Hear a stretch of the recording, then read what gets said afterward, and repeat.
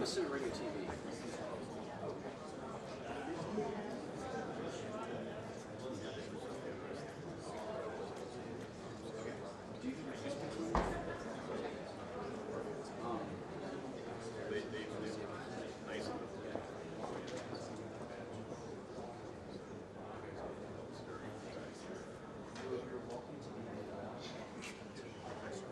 Okay, that's good. Thanks.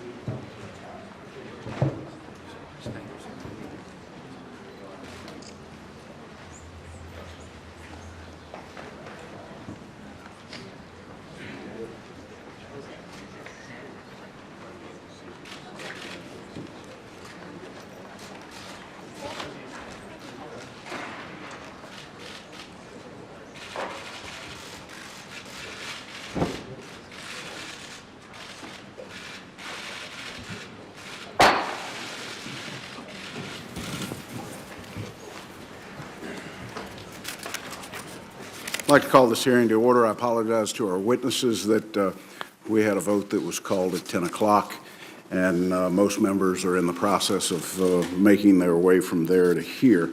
This morning, the committee will engage in an activity that's quite rare for us, an open hearing on an ongoing critical intelligence question, the role of Russian active measures past and present. As many of you know, this committee is conducting a thorough, independent, and nonpartisan review of the Russian active measures campaign conducted against the 2016 U.S. elections. Some of the intelligence provided to the committee is extremely sensitive and requires that most of the work be conducted in a secure setting to maintain the integrity of the information and to protect the very sensitive sources and methods that gave us access to that intelligence. However, the Vice Chairman and I understand the gravity of the issues that we're here reviewing and have decided that it's crucial that we take the rare step of discussing publicly an ongoing intelligence question. That's why we've convened this second open hearing on the topic of Russian active measures. And I can assure you, to the extent possible, the committee will hold additional open hearings on this issue. The American public, indeed all democratic societies, need to understand that malign actors are using old techniques with new platforms to undermine our democratic institutions. This hearing, entitled Disinformation, a Primer in Russian Active Measures and Influence Campaigns, will consist of two panels and will provide a foundational understanding of Russian active measures and information operations campaigns. The first panel will examine the history and characteristics of those campaigns. The second panel will examine the history and characteristics of those campaigns and the role and capabilities of cyber operations in support of these activities. Unfortunately, you will learn today that these efforts by Russia to discredit the U.S. and weaken the West are not new. These efforts are, in fact, at the heart of Russian and previous Soviet Union intelligence efforts. You will learn today that our community has been a target of Russian information warfare, propaganda, and cyber campaigns, and still is. The efforts our experts will outline today continue unabated.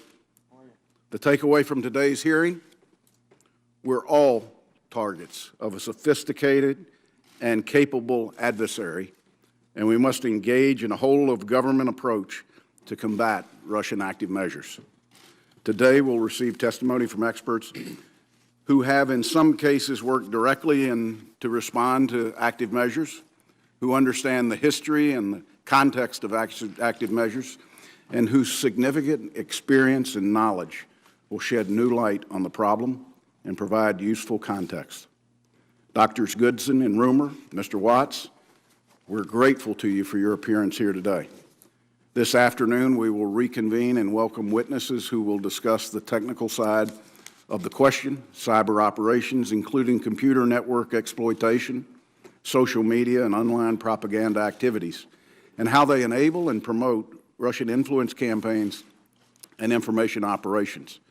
We have a full day ahead of us, and I'm confident that the testimony you will hear today will help you to establish a foundational understanding of the problem as the community continues its inquiry into Russian activities.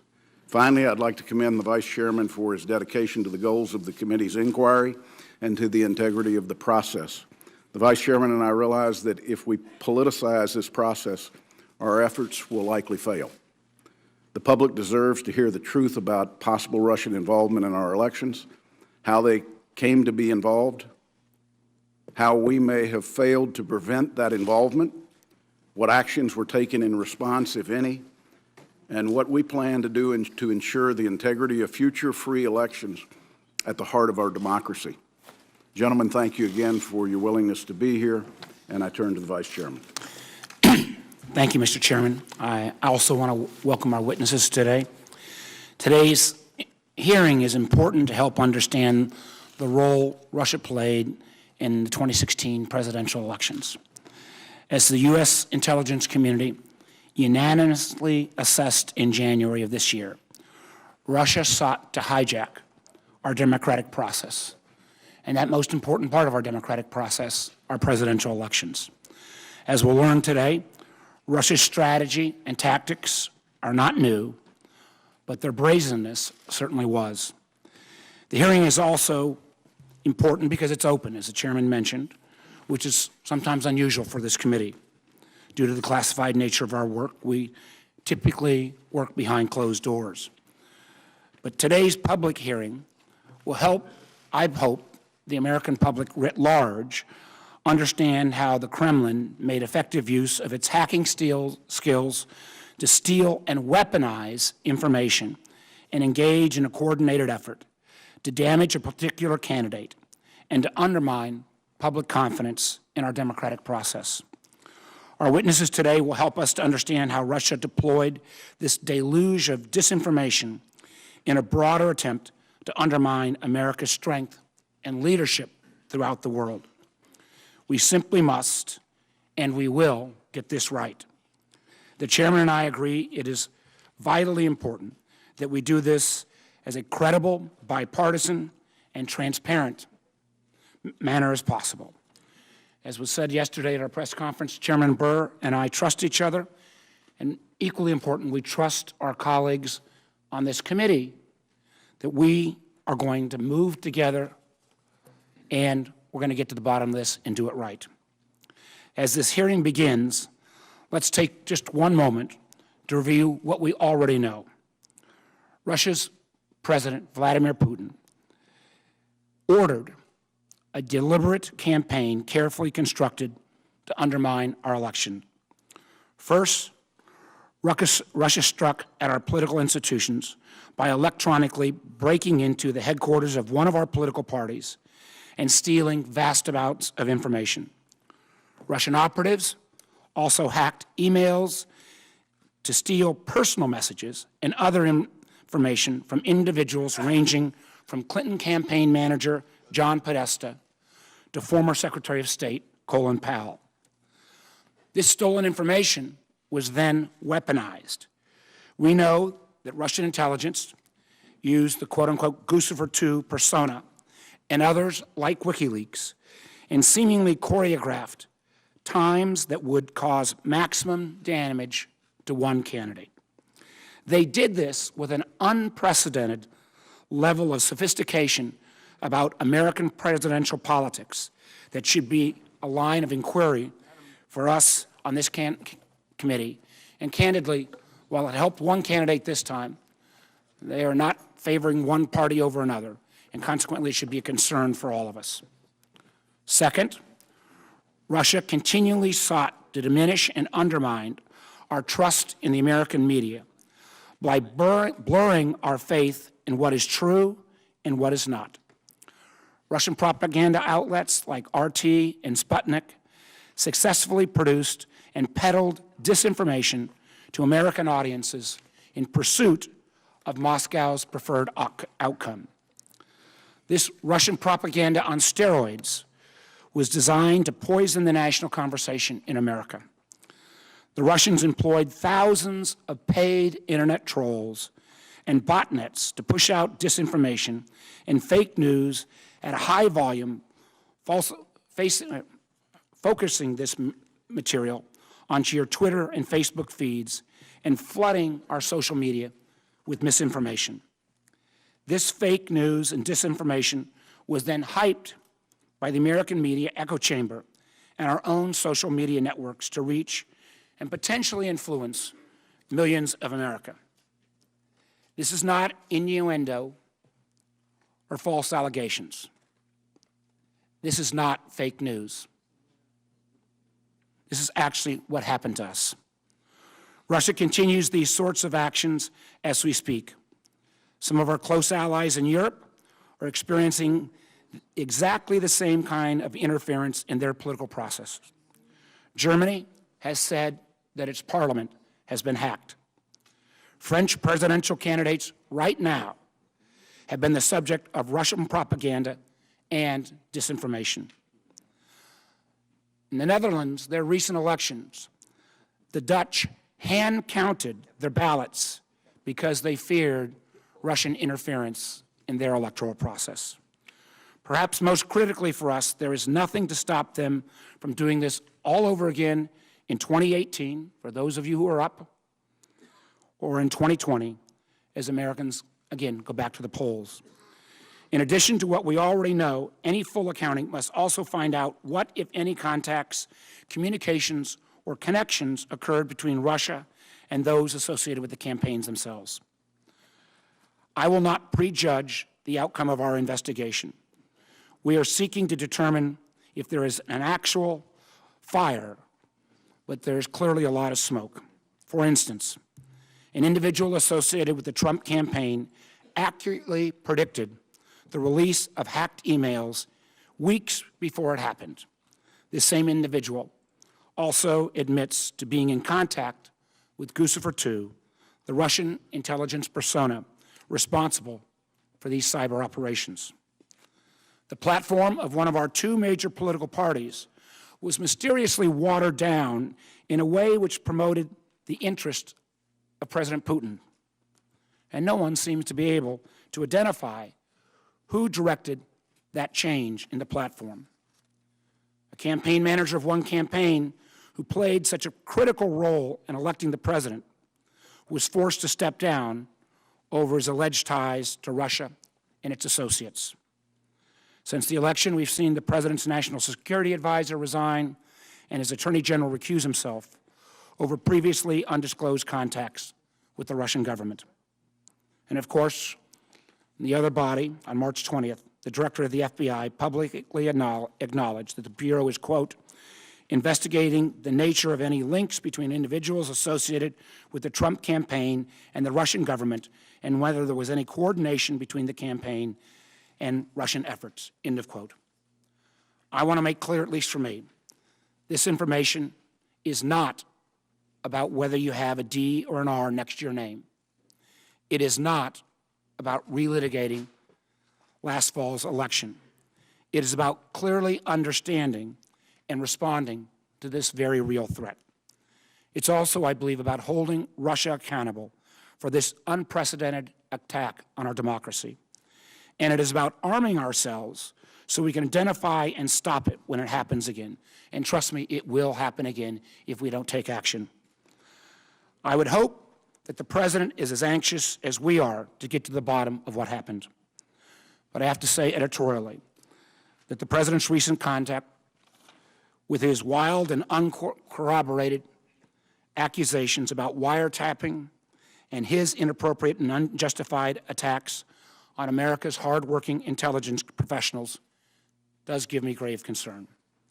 This committee has a heavy weight of responsibility that prove that we can continue to put our political labels aside to get us to the truth. I believe we can get there. I've seen firsthand, and I say this to our audience, how serious members on both sides of this dais have worked on this sensitive and critical issue. As the chairman and I have said repeatedly, this investigation will follow the facts where they lead us. If at any time I believe we're not going to be able to get those facts, and we're working together very cooperatively to make sure we get the facts that we need from the intelligence community, we will get that done. Mr. Chairman, again, I thank you for your commitment to the serious work and your commitment to keeping this bipartisan cooperation, at least, if not all across the Hill, alive in this committee. Thank you very much. I thank the Vice Chairman. Members should note that they will be recognized by seniority for 5-minute questions. We'll go as expeditiously as we can. Let me introduce our witnesses today, if I may, and then we will hear from those witnesses. Dr. Rory Godson, Emeritus Professor of Government, Georgetown University. Dr. Godson has specialized in security studies and international relations at Georgetown University for more than 4 decades. Thank you for that. As a scholar, he helped pioneer intelligence studies in American higher education, editing the 7-volume series Intelligence Requirements for the 1980s, 1990s, and co-founding the Consortium for Study of Intelligence. He's directed, managed, and published with other scholars and practitioners innovative studies on adapting American security paradigm, intelligence dominance consistent with the rule of law practices, and strategies for preventing and countering global organized crime. Dr. Godson has served as a consultant to the United States Security Council, the President's Foreign Intelligence Advisory Board, and related agencies of the U.S. government. Thank you for your service, and thank you for being here. Dr. Rumer is a senior fellow and director of Russian and Eurasian programs at the Carnegie Endowment for International Peace. Prior to joining Carnegie, Dr. Rumer served as the National Intelligence Officer for Russia and Eurasia at the U.S. National Intelligence Council from 2010 to 2014. Earlier, he held research appointments at the National Defense University, the International Institute for Strategic Studies, and the RAND Corporation. He has served on the National Security Council staff and at the State Department, taught at Georgetown University and George Washington University, and published widely. Welcome, Dr. Rumer. Clint Watts. Clint Watts is a Robert Fox Fellow for the Foreign Policy Research Institute and a senior fellow at the Center for Cyber and Homeland Security at George Washington University. Clint's a consultant and researcher, modeling and forecasting threat actor behavior and developing countermeasures for disrupting, defeating state and non-state actors. As a consultant, Clint designs and implements customized training and research programs for the military, intelligence, law enforcement organizations at the federal, state, and local levels. Clint served as a United States Army infantry officer, an FBI agent on a joint terrorism task force, as the executive officer of the Combating Terrorism Center at West Point, and as a consultant to the FBI's Counterterrorism Division and National Security Branch. Clint, welcome. Thank you for your service. With that, I will recognize our witnesses from my left to right, and Dr. Godson, you are recognized. Thank you, Mr. Chairman and Vice Chairman and members of the committee for inviting me to this hearing. I'd like to begin with just with a minute or two on the long history of Soviet active measures, and then talk a little bit about some of the major advantages the Soviets have and the Russians have reaped from their history of using this instrument. Finally, I'd like to come to what we have done in the past to reduce the effectiveness of Soviet behavior and what we might want to consider for the future. I think if one looks at the history of the last 100 years, you're going to find that the Russians and the Soviet predecessors have believed that active measures is a major tool for their advancement. They actually believe, whatever we think about it, that this gives them the possibility of achieving influence well beyond their economic and social status and conditions in their country. I think when you look at what they say now, what they do now, and the way they act and practice and talk about their active measures, they take this subject very seriously. Sometimes we in the United States have been aware of this, but for many, many decades, we did not take this subject seriously, and they were able to take enormous advantages. I think today that they basically believe they can use these techniques rather similarly to many of the ways they did this in the past. I do think that they are repeating many of the same practices that they did in the past. Yes, there may be some new techniques that are being used now. In fact, there are. And some of my colleagues on the panel and this afternoon are more expert on those techniques, particularly the use of the internet and particularly cyberspace. But we can sort of more or less be rest assured that the Soviets will be looking at other techniques and will be seeking to adapt and make their active measures much more productive for them in the future. Yes, the activities in the United States that you're particularly interested in do seem to be exceptional. We don't have very many other examples of where they interfered with election machinery, electoral apparatuses. What we do have are many, many examples of where the Soviets, working together, were able, with their allies abroad, their agents of influence abroad, to actually affect the elections in many, many countries in the 20th and early 21st century. The Soviets and their Russian successors took the view and take the view that they are able to hit above their weight. They can fight above their weight if they take to use active measures. They don't want to go to war. Neither of us wants to go to war, but they take the view that they can actually achieve a lot of what they want to do through their active measures. That is the combination of overt and covert techniques and resources.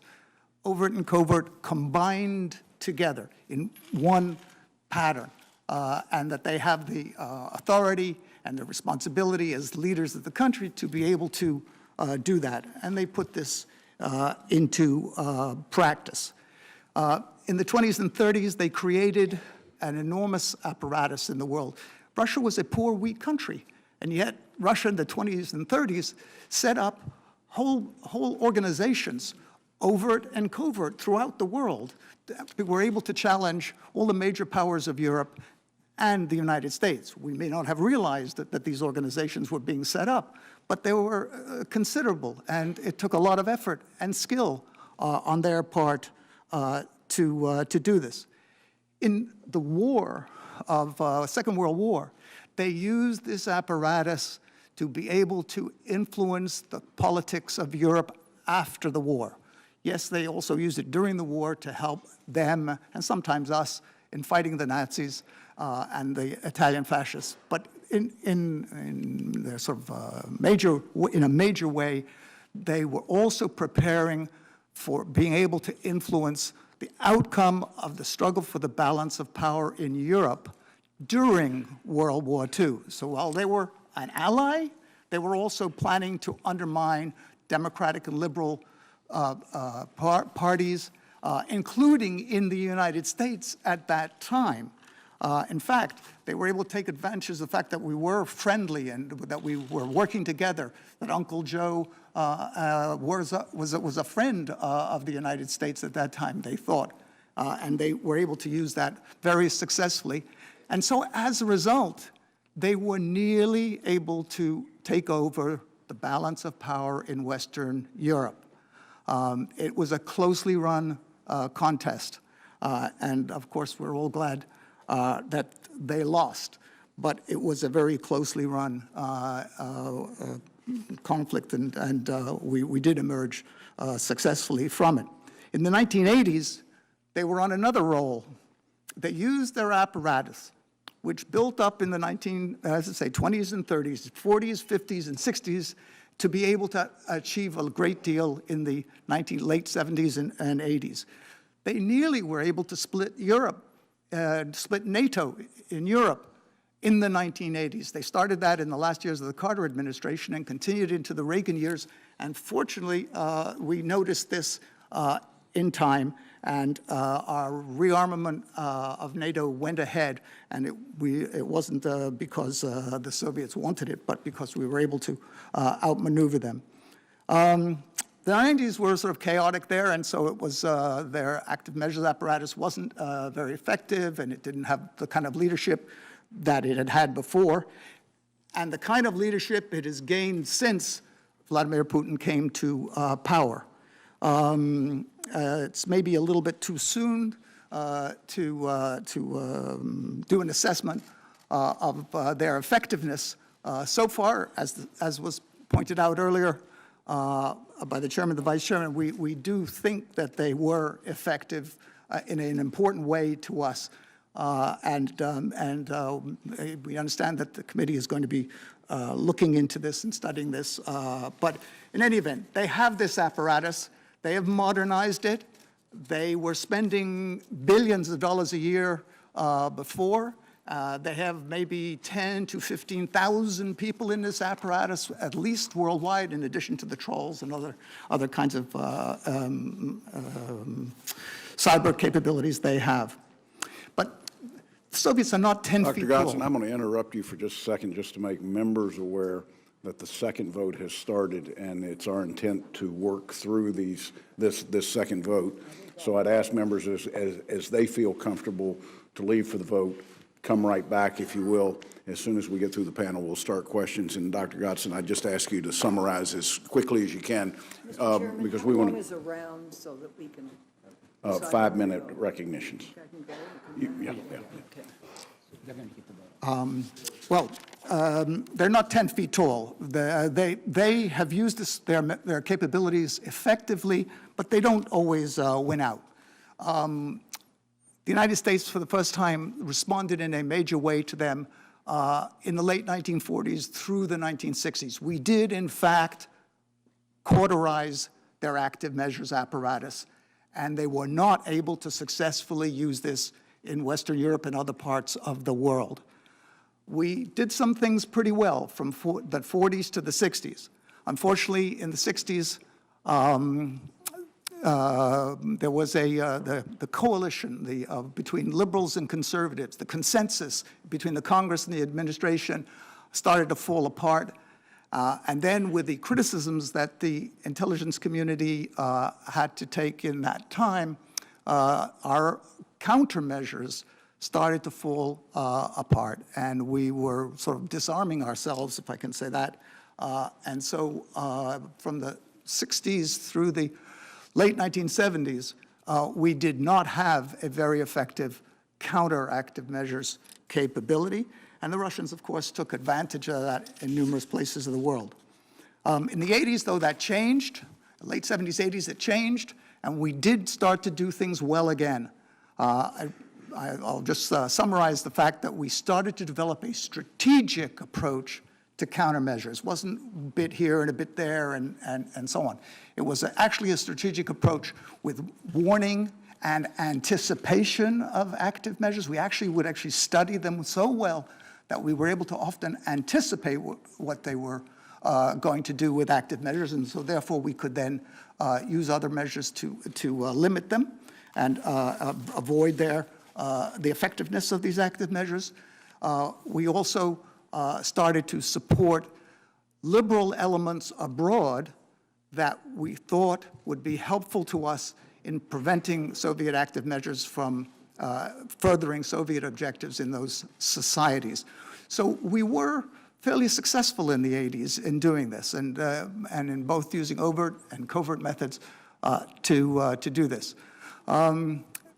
As in other sort of victories that we've had after World War I or after World War II, after the Cold War, we thought that this wasn't such an important thing to be doing anymore.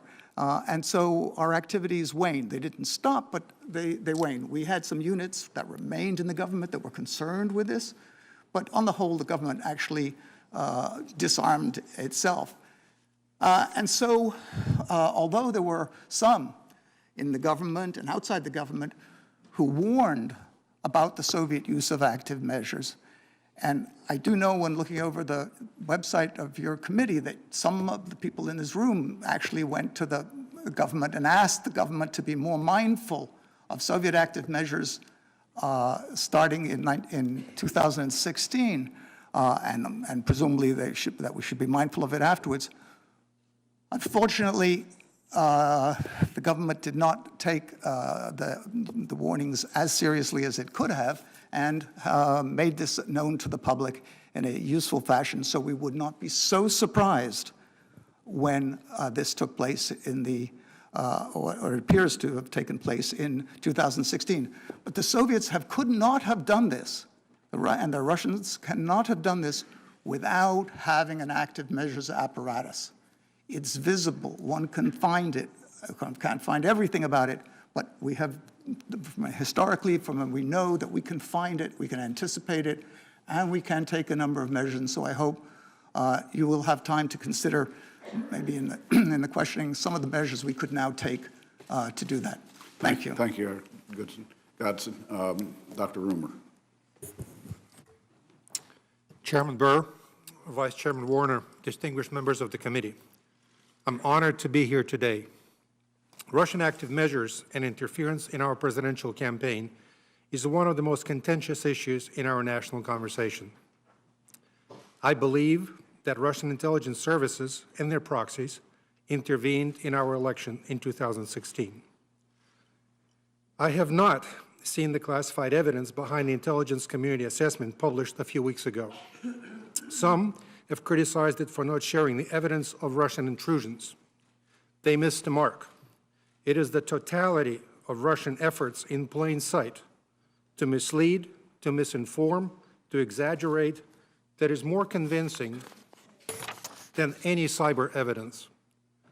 RT, Russia Today broadcasts, internet trolls, fake news, and so on are an integral part of Russian foreign policy today. We need to put this in the context of the quarter century since the end of the Cold War. World War II in Europe, or the Great Patriotic War, as Russians call it, is integral to the formative experience of every living Russian. The country's national narrative is impossible without it. In 1941, Hitler's armies were stopped just outside the gates of Moscow.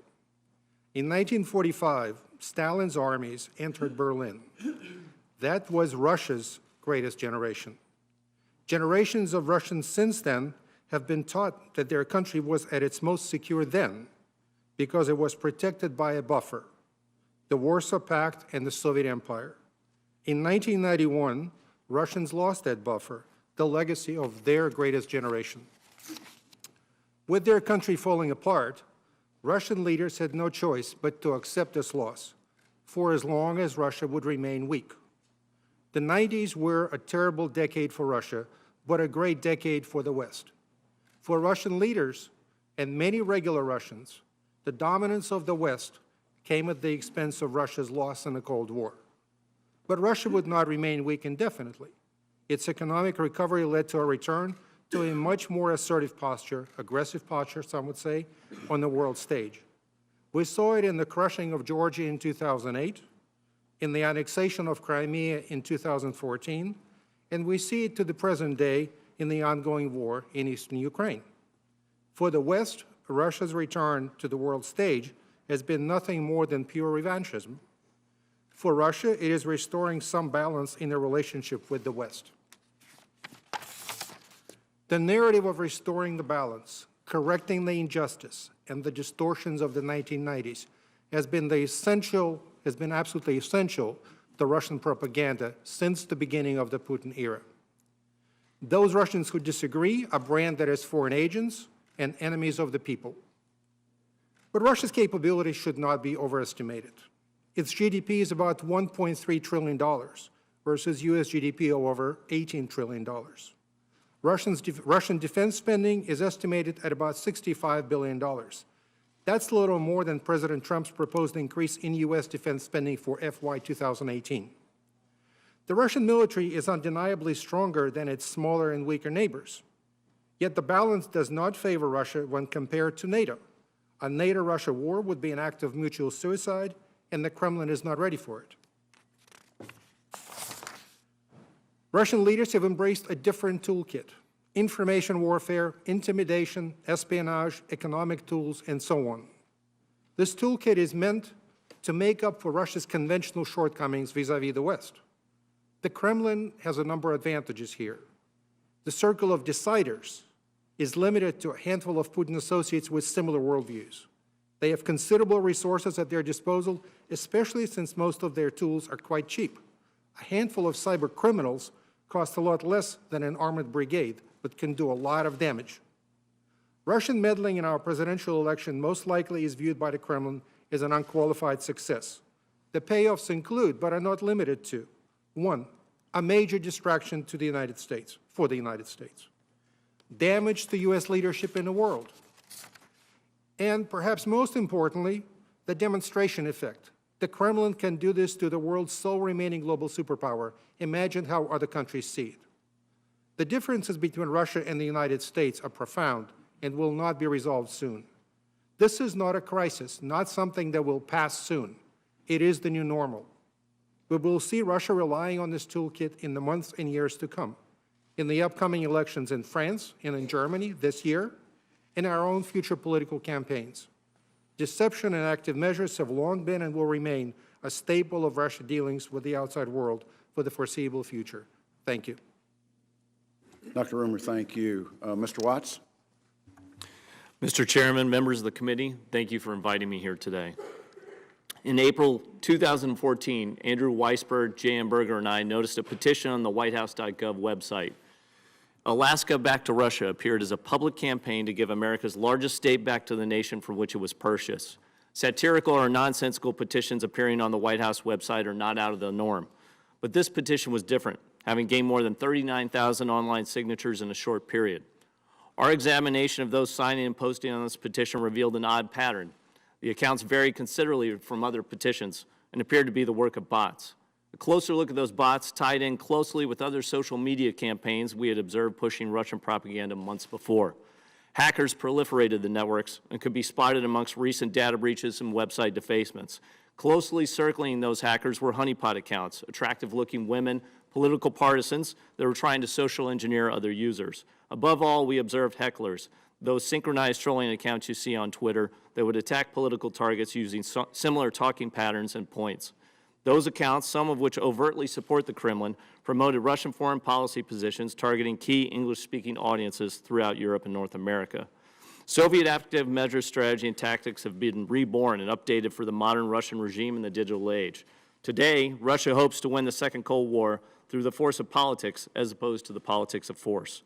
While Russia certainly seeks to promote Western candidates sympathetic to their worldview and foreign policy objectives, winning a single election is not their end goal.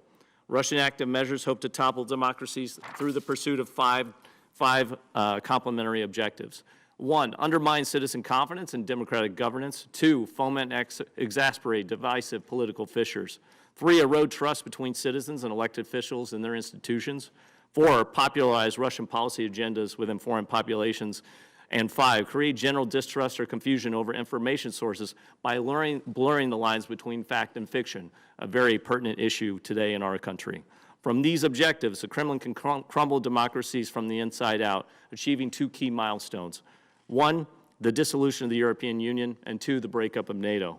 Achieving these 2 victories against the West will allow Russia to reassert its power globally and pursue its foreign policy objectives bilaterally through military, diplomatic, and economic aggression. In late 2014 and throughout 2015, we watched active measures on nearly any disaffected U.S. audience, whether it be claims of the U.S. military declaring martial law during the Jade Helm exercise, chaos amongst Black Lives Matter protests, or a standoff at the Bundy Ranch. Russia's state-sponsored outlets of RT and Sputnik News, characterized as white outlets, churned out manipulated truths, false news stories, and conspiracies. They generally lined up under 4 themes. 1, political messages designed to tarnish democratic leaders and institutions.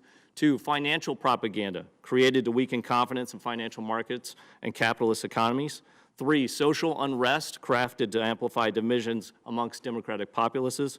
And 4, global calamity pushed to incite fear of global demise, such as nuclear war or catastrophic climate change. From these overt Russian propaganda outlets, a wide range of English-speaking conspiratorial websites, which we refer to as gray outlets, some of which mysteriously operate from Eastern Europe and are curiously led by pro-Russian editors of unknown financing, sensationalize these conspiracies and fake news published by white outlets. American-looking social media accounts, the hecklers, honeypots, and hackers I described earlier, working along automated bots, further amplify this Russian propaganda amongst unwitting Westerners. Through the end of 2015 and start of 2016, the Russian influence system began pushing themes and messages seeking to influence the outcome of the U.S. presidential election. Russia's overt media outlets and covert trolls sought to sideline opponents on both sides of the political spectrum with adversarial views towards the Kremlin. They were in full swing during both the Republican and Democratic primary season and may have helped sink the hopes of candidates more hostile to Russian interests long before the field narrowed. Senator Rubio, in my opinion, you anecdotally suffered from these efforts. The final piece of Russia's modern active measures surfaced in the summer of 2016 as hacked materials were strategically leaked. The disclosures of WikiLeaks, Guccifer 2.0, and DC Leaks demonstrated how hacks would power the influence system Russia had built so successfully in the previous 2 years. As an example, on the evening of 30 July 2016, my colleagues and I watched as RT and Sputnik News simultaneously launched false stories of the U.S. airbase in Incirlik, Turkey being overrun by terrorists. Within minutes, pro-Russian social media aggregators and automated bots amplified this false news story. More than 4,000 tweets in the first 78 minutes after launching this false story, linked back to the active measures accounts we'd tracked in the previous 2 years. These previously identified accounts, almost simultaneously appearing from different geographic locations and communities, amplified the fake news story in unison. The hashtags pushed by these accounts were nuclear, media, Trump, Benghazi. The most common words found in English-speaking Twitter user profiles were God, military, Trump, family, country, conservative, Christian, America, and Constitution.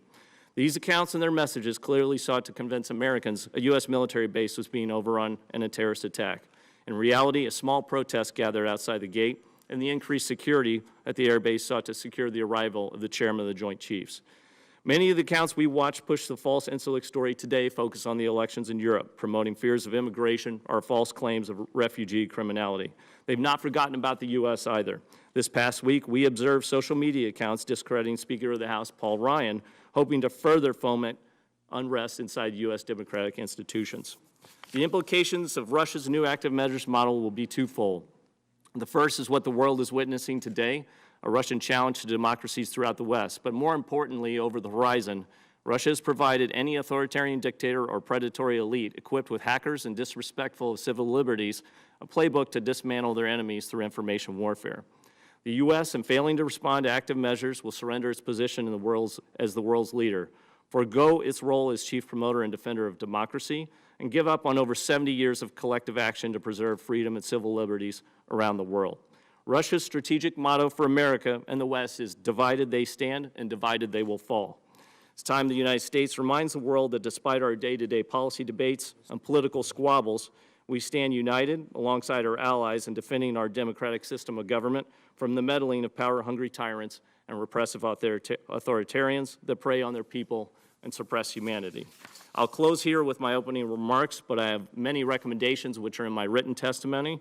Mr. Chairman, I ask that my full written statement, which includes these recommendations, be submitted to the record, and I hope that during the question and answer session, we can further discuss how we might counter these active measures. Thank you for inviting me. Mr. Watts, thank you for your testimony, and all written testimony will be included as part of the record. The chair and the vice chairman are going to exit and vote. I'm going to recognize Senator Risch for his questions, and in our absence, he'll lob back and forth based upon seniority. Senator Risch. Thank you, Mr. Chairman. Gentlemen,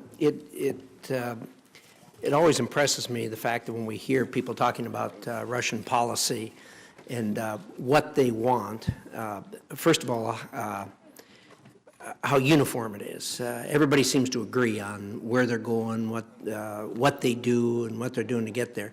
But after processing that over a long period of time, one's got to come to the thought process of what happens in a post-Putin Russia, because everyone's got a shelf life, and his has been extended. It looks to me well beyond what normally would happen under these circumstances. So give me your thoughts briefly, each of you, if you would, as to what happens. Do they stay on the same track they're on, or do they come to the realization that there's bigger and better things in life to pursue than what they're doing right now? Mr. Gatson?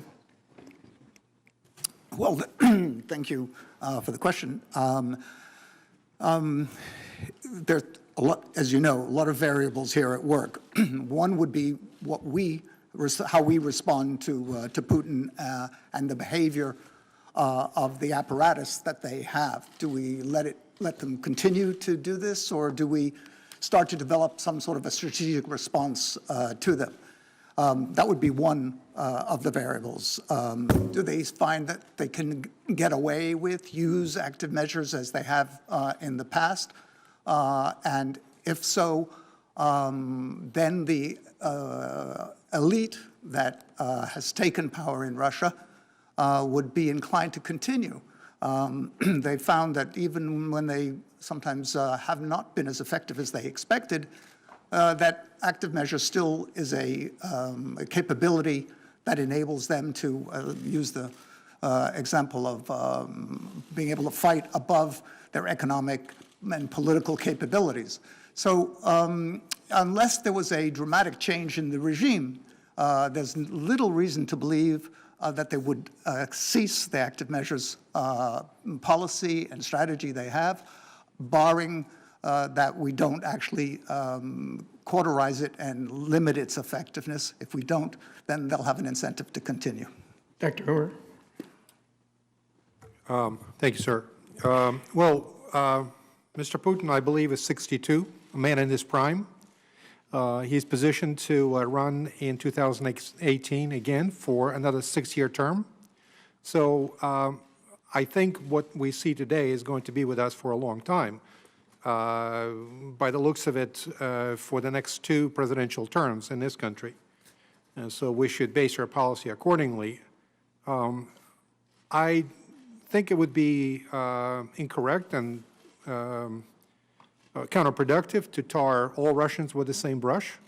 But there's something there in Russian traditional security perceptions that transcend party lines, that transcend regimes, and Russian perceptions of security don't really change all that much over time. So I think we should be thinking about the drivers of Russian foreign and security policy in terms of continuity rather than radical change. After all, we already saw radical change in 1991, and things in the end didn't really change that much. As long as Russian elites will see themselves, as long as they see themselves as being inferior and struggling against a more advanced and a more powerful Western alliance, they will be relying on all tools in their toolkit. And information warfare will be disinformation will be part of it. We may hope that if someday someone like the corruption fighter Alexei Navalny gets elected, rises to the leadership of the country, having been a victim of such disinformation, he may be more restrained in it. But I would say that the basic parameters of Russian policy are generally set in place. Thank you, Doctor. I've only got a short time left. I want to hear from Mr. Watts. Yes. Regarding Mr. Putin, Already? I would look to these 2 gentlemen primarily, but my thoughts are, 1, he's not going away anytime soon. 2, he will definitely shape some sort of a successor in his place to continue on with what he's doing right now. I think the third big thing that we can't discount is the connection with criminality. There is, between these elites and their sort of predatory capitalist practices, what we see in cyberspace with cybercrime and how they've used hackers very, very well as part of their active measures, we can't discount that we'll see a predatory elite emerge that will be something we have to deal with. And I think the fourth thing, which goes to the first point, is I'm not sure what our policy or stance is with regards to Russia at this point in the United States. And I think that's the #1 thing we have to figure out, because that will shape how they interface with us. Having watched the end of the Soviet Union as a cadet at West Point and then fast forwarding to today, I'm a little bit lost as to what our U.S. interests are or how they're coalescing. I know what I would recommend, but I think that will have a major impact on how we will be able to interface, and maybe I see opportunity in Putin's departure. Thank you, Mr. Watts. Senator Feinstein. Oh, thank you, Senator Risch. Gentlemen, thank you very much for being here, and thank you for your testimony. I'm sorry I was out to vote while I missed some of it, but I've been on this committee for 16 years, and the Intelligence Community Report, which is the report of all of our major intelligence agencies, which was released on January the 6th, is among the strongest I've read. It covers the motivation and the scope of Russia's actions regarding our elections, as well as the cyber tools and the media campaigns they use to influence public opinion. The report makes a key judgment, and here it is. Russian President Vladimir Putin ordered an influence campaign in 2016 aimed at the United States presidential election, the consistent goals of which were to undermine public faith in the United States democratic process, denigrate Secretary Clinton, and harm her electability and potential presidency. It further assesses that, and these are quotes, Putin and the Russian government developed a clear preference for President-elect Trump. Here's two questions. Do you believe the intelligence community assessment accurately characterized the goals of Russian influence activities in the election? And I'd like to go down the line with a yes or no answer. If you want to explain it, that would be fine. Who would like to go first? Thank you for a difficult question. I personally don't find myself at odds with the ICA study that you identified. However, the statement that this was developed in 2016 needs to be parsed a bit. The Russians could not do this if they started in 2016.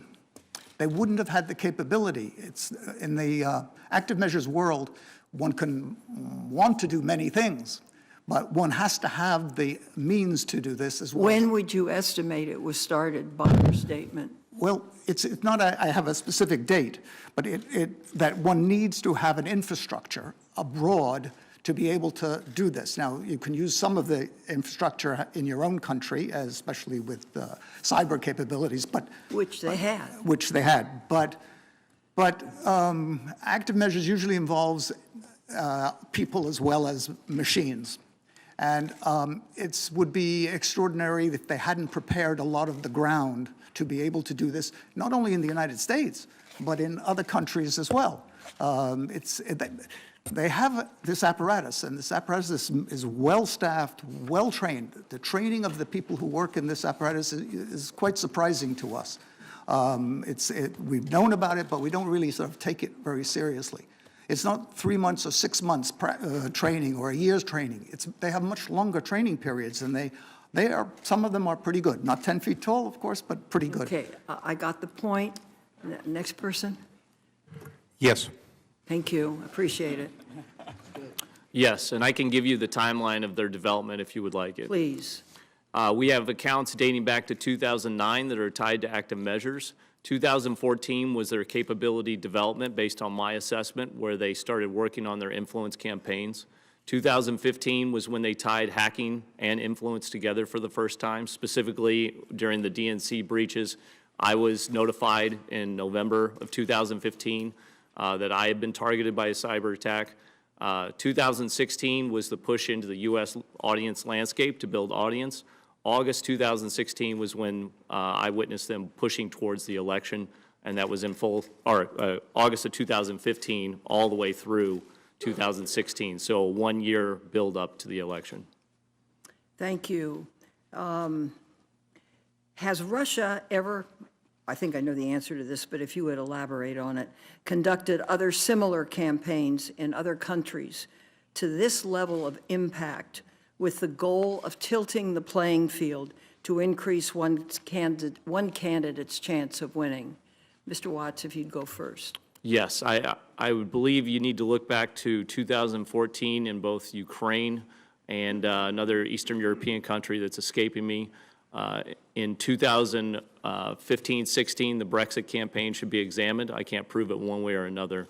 And then today, all of the European elections that they're choosing to meddle in: France, Germany, Netherlands, Czech Republic. Thank you. Would you like to respond? Yes, they have conducted such campaigns in Ukraine in 2004 and 2014. In Georgia, they've intervened heavily in domestic political campaigns in the Baltic states, so there are ample examples of that. Thank you. Would you please respond, Doctor? Yes, they have a history of doing this well before this, and they find it a successful use of their resources, so it is not surprising. Thank you, Doctor. Thank you, Senator Thank you. Feinstein. Senator Rubio. Thank you. Thank you all for being here. I'm concerned that in our inquiry, and I certainly think it's important for us to know what happened, we are focusing so much on the tactics that we're not focusing on the broader strategy that's at play here. I want to briefly go through a number of instances and have the panel comment on whether or not they believe these are indicative of the efforts that are being targeted against the United States and the rest of the world by Vladimir Putin. We all know that Angela Merkel has taken a tough line on Ukraine against Russia. We know that there's a lot of controversy in Germany around migrants. In early 2016, a 13-year-old known only as Lisa F., a dual Russian-German citizen whose family had moved to Germany from Russia in 2004, told police she had been kidnapped in East Berlin by what appeared to be Middle Eastern migrants and raped for over 30 hours. There was outrage in Germany and obviously protests against Merkel. The Russian foreign minister almost immediately jumped on the story, talking about the need to defend our Lisa, quote unquote, and of course this story was spread far and wide by Russian-speaking entities and Russian media outlets. Subsequently, the prosecutors in Berlin announced that they had clear evidence that during those 30 hours she was missing. Lisa F. was actually, in fact, with people that she knew, and a medical examination showed that she had not been the victim of a rape. Earlier this year, a little-known news outlet published on a website an article that claimed that the United States was deploying 3,600 tanks to Eastern Europe to prepare for war with Russia.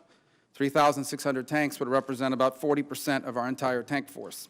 Within days, the story was republished by dozens of outlets in the United States and throughout Europe. As it turns out, the truth is we deployed 87 tanks. There is, in going all the way back to September 11th of 2015, residents in Louisiana awoke to a message, many of them did, on their Twitter feed that said, "Toxic fume hazard warning in this area until 1:30 p.m. Take shelter, check local media, and columbiachemical.com." On Twitter accounts, there were hundreds of accounts documenting a disaster right down the road from the people. One account said, "A powerful explosion heard from miles away happened at a chemical plant in Centerville, Louisiana." A man named John Merritt tweeted.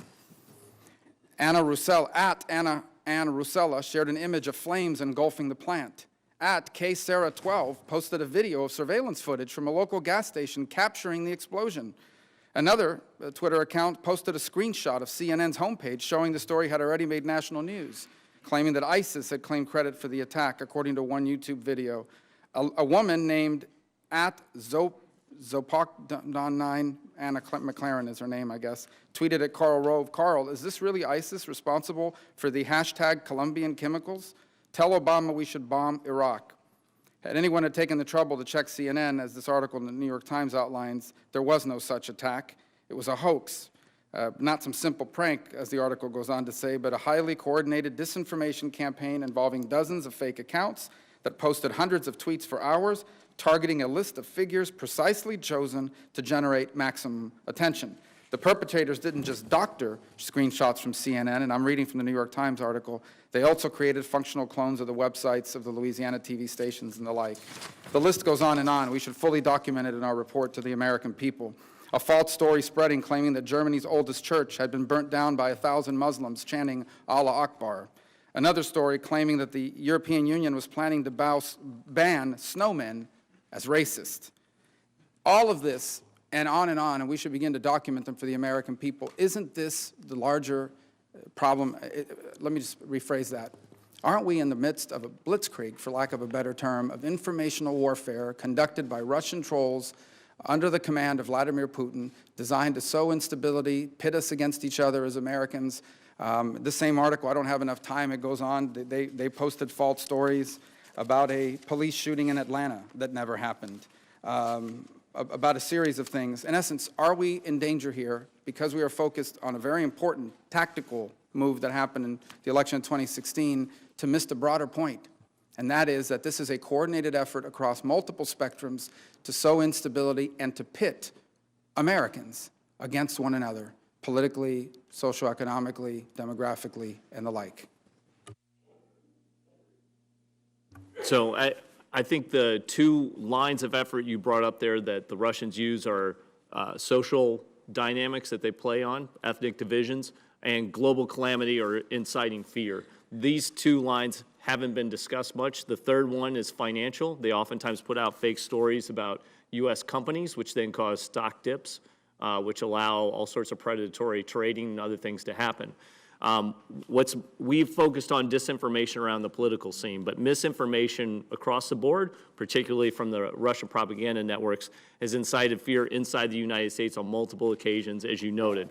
One last year was there was a JFK terminal shut down about alleged gunshots. We watched social media trolls and gray outlets pump fake stories out, which ramped up that fear, which caused mass panic.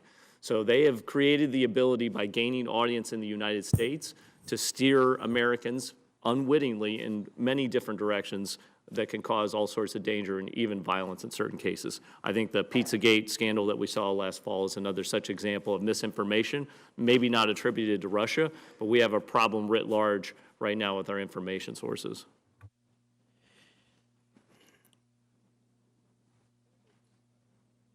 Senator Rubio, do you want to No, I proceed further? No, I think you hit the nail on the head, and I don't really have a lot to add to it. We are faced with a strategic attack. It's not a kinetic attack usually. It's a political attack. And then the question comes, what sort of strategic response are we going to be able to develop to that? And we could elaborate on that. Senator Warner. Again, thank all the witnesses for their testimony. Dr. Rumor, I want to start with you.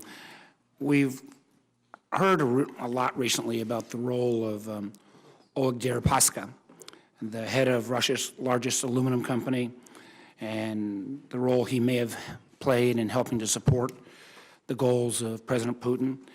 Can you characterize Mr. Deripaska's role in this area? And then more broadly, are there any of the oligarchs in Russia, at least those not in exile, that aren't somehow caught up in the Kremlin's foreign policy activities? Are there any of them that are truly independent?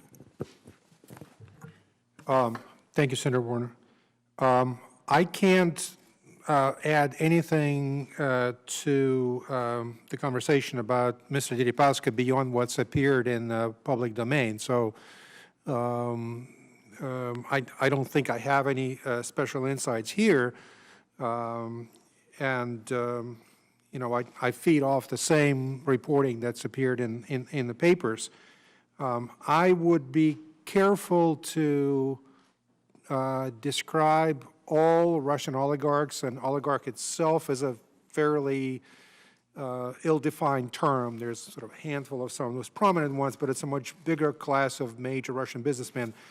I would be reluctant to describe them all as, you know, tools of the Kremlin. Obviously, Russian businessmen who do business in Russia have to be mindful of Kremlin political preferences, and the Kremlin has considerable influence over them.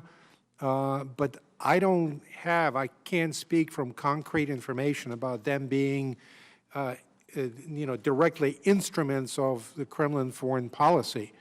That's not something that I have evidence to back up. So I think I'll stop at that. Okay. Mr. Watts, one of the things that your testimony, I've been talking a lot about the use of the internet trolls and their ability to then exponentially gain more power through creating these botnets. I'd love you to kind of comment about what we can do to preclude that on a going forward basis, and perhaps you can explain this technique better than I have in my various public statements. Sure. The first thing that I think we need to understand is it's not all automated and it's not all human. There's a combination of the two. So you have a series of humans that work in their psychological warfare groups that command both bots at the same time. And I like to, as an analogy, you can look at it like artillery. So you have someone who's engaging with you as an individual, and at the same time, they can launch a bot to amplify that story forward. When we watch— Obviously, the bot, for those, the ability for a computer to take over other computers that are not being used and, in fact, magnify the number of hits they might hit to a particular social media site, correct? Exactly. Or you can create more personas in Twitter, for example, which makes it look like there are more people than there really are. It's a Potemkin village strategy, essentially, that amplifies your appearance. So what they do is they launch those simultaneously as they begin the engagement or push of false news stories, usually from RT and Sputnik News. They do that in unison, which games the social media system such that such a high volume of content being pushed at the same time raises that into the trends that you'll see. If you looked at Facebook or Twitter or whatever it might be, you'd see the top 10 stories that are out right now. It pushes that up there. As soon as it pushes that into that top 10 feed, mainstream media outlets then are watching that, and they start to examine that content. So for example, the Incirlik attack I talked about, one of the key hashtags they pushed is media. The goal is to get that into the top of Twitter streams so that mainstream media has to respond to that story. When mainstream media responds to it or just looks at it without even commenting on it, it takes over organically, and you'll see it move around the internet like a virus. One thing, and I'm going to spend a lot of time on this afternoon, there have been reports that their ability to target this information, some reports at least saying that in the last week of the campaign in certain precincts in Wisconsin, Michigan, Pennsylvania, there was so much misinformation talking about Hillary Clinton's illnesses or Hillary Clinton stealing money from the State Department or other, that completely blanked out any of the back and forth that was actually going on in the campaign. One of the things that seems curious is, would the Russians on their own have that level of sophisticated knowledge about the American political system if they didn't at least get some advice from someone in America? Yes, I know this from working on influence campaigns in the counterterrorism context. If you do an appropriate target audience analysis on social media, you can actually identify an audience in a foreign country or in the United States, parse out all of their preferences. Part of the reason those bios had conservative, Christian, America, all those terms in it is those are the most common ones. If you inhale all the accounts of people in Wisconsin, you identify the most common terms in it. You just recreate accounts that look exactly like people from Wisconsin. So that way, whenever you're trying to socially engineer them and convince them that the information is true, it's much more simple because you see somebody and they look exactly like you, even down to the pictures. When you look at the pictures, it looks like an American from the Midwest or the South or Wisconsin or whatever the location is. And they will change those. They can reprogram them.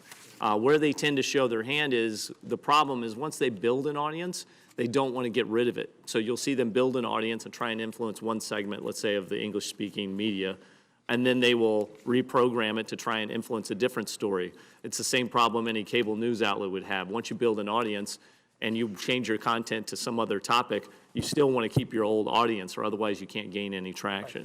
And again, my time's up, but I just want to know, this can be used, it was used in 2016 towards one candidate, but obviously Russia's interests are Russia's interests. Well, it's used right now against people on both sides of the aisle. So we will watch them play both sides. They might go after a Republican person in this room tomorrow, and then they'll switch. It's solely based on what they want to achieve in their own landscape, whatever the Russian foreign policy objectives are. So if they want to achieve one candidate, but let's say President Trump, for example, wins and now turns against, they will turn on President Trump as well. They will play they win because they play both sides, and the audience will go with them once they have them. I do know that the Vice Chairman hates Russia, just to make that public. Senator Collins. Thank you, Mr. Chairman. Dr. Godson, you made the point that the Russians don't always win with their active measures, and you mentioned the period of the 1940s and the 1950s. In your judgment, how successful have the Russians been in the last year in achieving their goal of sowing doubt, polarization, trying to disrupt and cast doubt on the validity of the election, putting aside the issue for the moment of the critical question of whether there was any collusion between any campaign and the Russian efforts? Well, from the information that we have in the public sector and the private sector, I would say that they must be rather pleased with the results of their investment, whatever date they started to develop this campaign. I think, though, however, and the fact is that they are seeming to prepare to do the same thing in other campaigns abroad. And so sort of looking at the way they've behaved over the long course of time that they've used active measures, I think they will continue to do this and to reap some benefits from it, unless there is a considerable response from the democratic societies. And at the moment, I would say that our response is too restrained, and that unless they see that there is a cost to this that makes this not a very attractive thing to do, I don't see why they won't continue it. I hope that's responsive. Thank you. Dr. Rummer, Mr. Watts made the point that the Russians will go after either side, that they're trying to disrupt society, cast doubt on Western democracies. And one largely overlooked part of the Intelligence Committee's the Intelligence Community's report last fall was information in the annex that suggested that Russia Today, which most people view as an organ of the Russian government, was instrumental in trying to advance the protests of Occupy Wall Street. Could you comment on that? And is that an example of Russia working to promote the far left versus the far right that we hear so much about? Yes, ma'am. It's a perfect example in that Occupy Wall Street was a genuine movement on the left. But it certainly serves the interests of Russian propaganda to play it up as a major challenge, as something representing a major fault line in our society, because it drives the message that the United States is in decline, the United States is in crisis, plays up to audiences at home in Russia and abroad, that the United States is not the perfect society, something that they really like to emphasize. So that's an excellent example, and I think it deserves the attention that you, the spotlight that you cast on it. Mr. Watts referred to the minor protests outside our base in Incirlik in Turkey. Well, there's another example that there was a protest, but again, it's blown out of all proportions. And as you know, the best propaganda is that which has a grain of truth to it, then gets played up and up and up. Thank you, Mr. Chairman. Senator Wyden. Thank you, Mr. Chairman, and let me say thank you to our witnesses. Gentlemen, here's where we are now. The American people are worried about what's ahead with regard to Russia. The public now gets most of its information from leaks, from daily press stories, and apparently inaccurate tweets from the President. This feeds distrust and causes Americans to question the legitimacy of our government. So I believe the committee needs to lift the fog of secrecy about what really happened to our democracy. That's why it's so important we have open hearings with the Intelligence Committee, the FBI, Homeland Security, and Treasury. And I believe a key to a successful investigation is following the money. Yesterday, I wrote a letter to the chairman and the vice chair urging the committee look into any and all financial relationships between Russia and Donald Trump and his associates. I'm also taking this issue on as a ranking member of the Finance Committee, of which Senator Burr and Senator Warner are also members. I and other members of the Finance Committee have already urged that the committee exercise its authority to obtain and review Donald Trump's tax returns. This review ought to include the Trump Organization and its partnerships. Senate investigators should also look into any violations of the Foreign Corrupt Practices Act, which ensures that investors are not paying bribes overseas. The Treasury Department is responsible for other programs and investigations that may uncover suspicious financial activities by Donald Trump and his associates. It is already a matter of public record that entities associated with Donald Trump have been the subject of millions of dollars of fines for willful, repeated, and long-standing violations of anti-money laundering laws. Information about Donald Trump's finances, his family, and his associates may lead to Russia. We know that in 2008, the president's son said that Russians make up a pretty disproportionate cross-section of a lot of our assets. Since then, we've gotten mostly smoke and mirrors. The committee needs to follow the money wherever it leads, because if money laundering, corruption of any kind, or fishy real estate deals point to the Russian oligarchs and criminal elements, then the Russian government may only be a step or two away from us. So now, my question.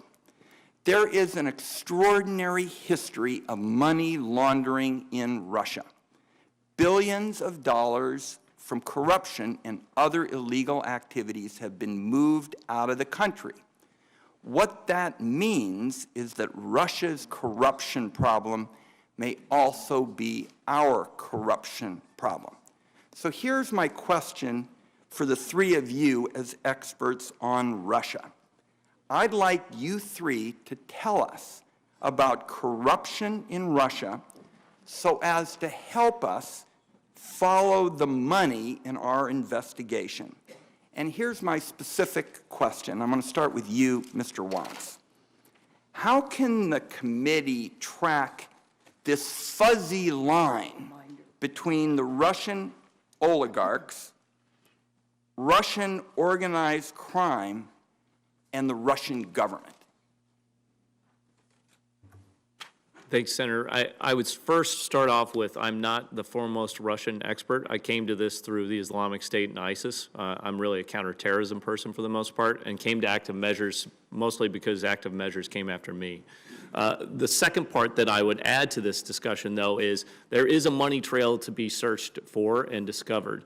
And we've focused very heavily on elites in our public discussion. What are elite people doing? But this influence action has both a virtual component and a physical component that's happened. I would say that what I can't see, which I would want to know, is what is happening in Eastern Europe. There's a disproportionate number of fake news outlets, conspiratorial websites that are run from there that are English-speaking editors that are pro-Russian, trained in Russia sometimes. How are they funded? That would be one component. My guess or my estimate, my hypothesis working in the intelligence field is that there is some sort of Russian intel asset that is funding them in one way or another through some sort of scheme. The other part that I think we should be looking at is follow the trail of dead Russians. There's been more dead Russians in the past 3 months that are tied to this investigation who have assets in banks all over the world. They are dropping dead even in Western countries.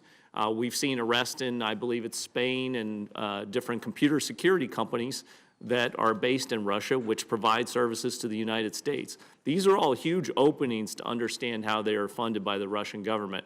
I don't have the capability to do that from where I sit, but I think that's a huge angle. If you can prove that part of it, I have to say on the influence side, we can see it. The one thing that's been misconstrued in the public discussion about Russian influence is that it's covert.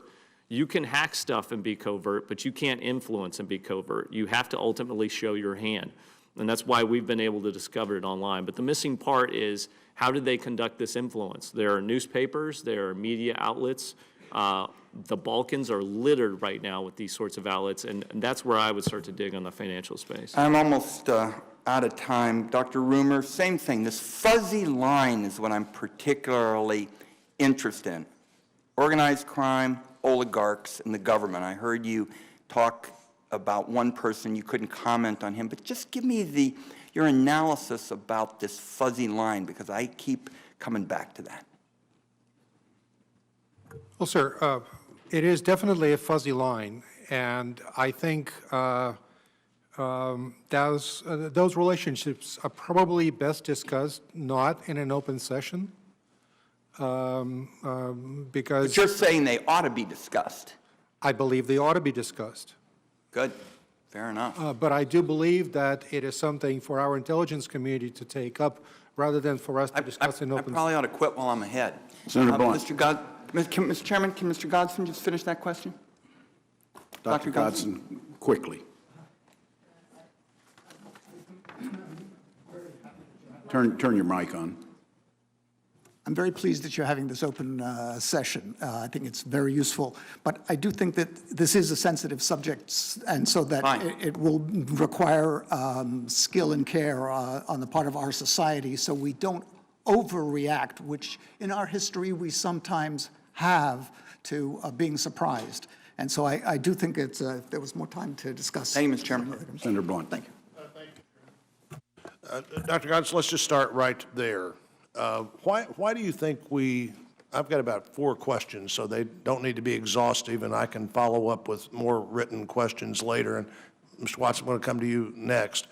Why do you think there was this element of surprise? I mean, this is not new Russian activity in other places in the world. I think Mr. Watson said it had to start before 2016, but it does seem that the intel community, the U.S. government, the media is surprised that they have this level of involvement. You just said we shouldn't have been surprised. Why do you think we were surprised?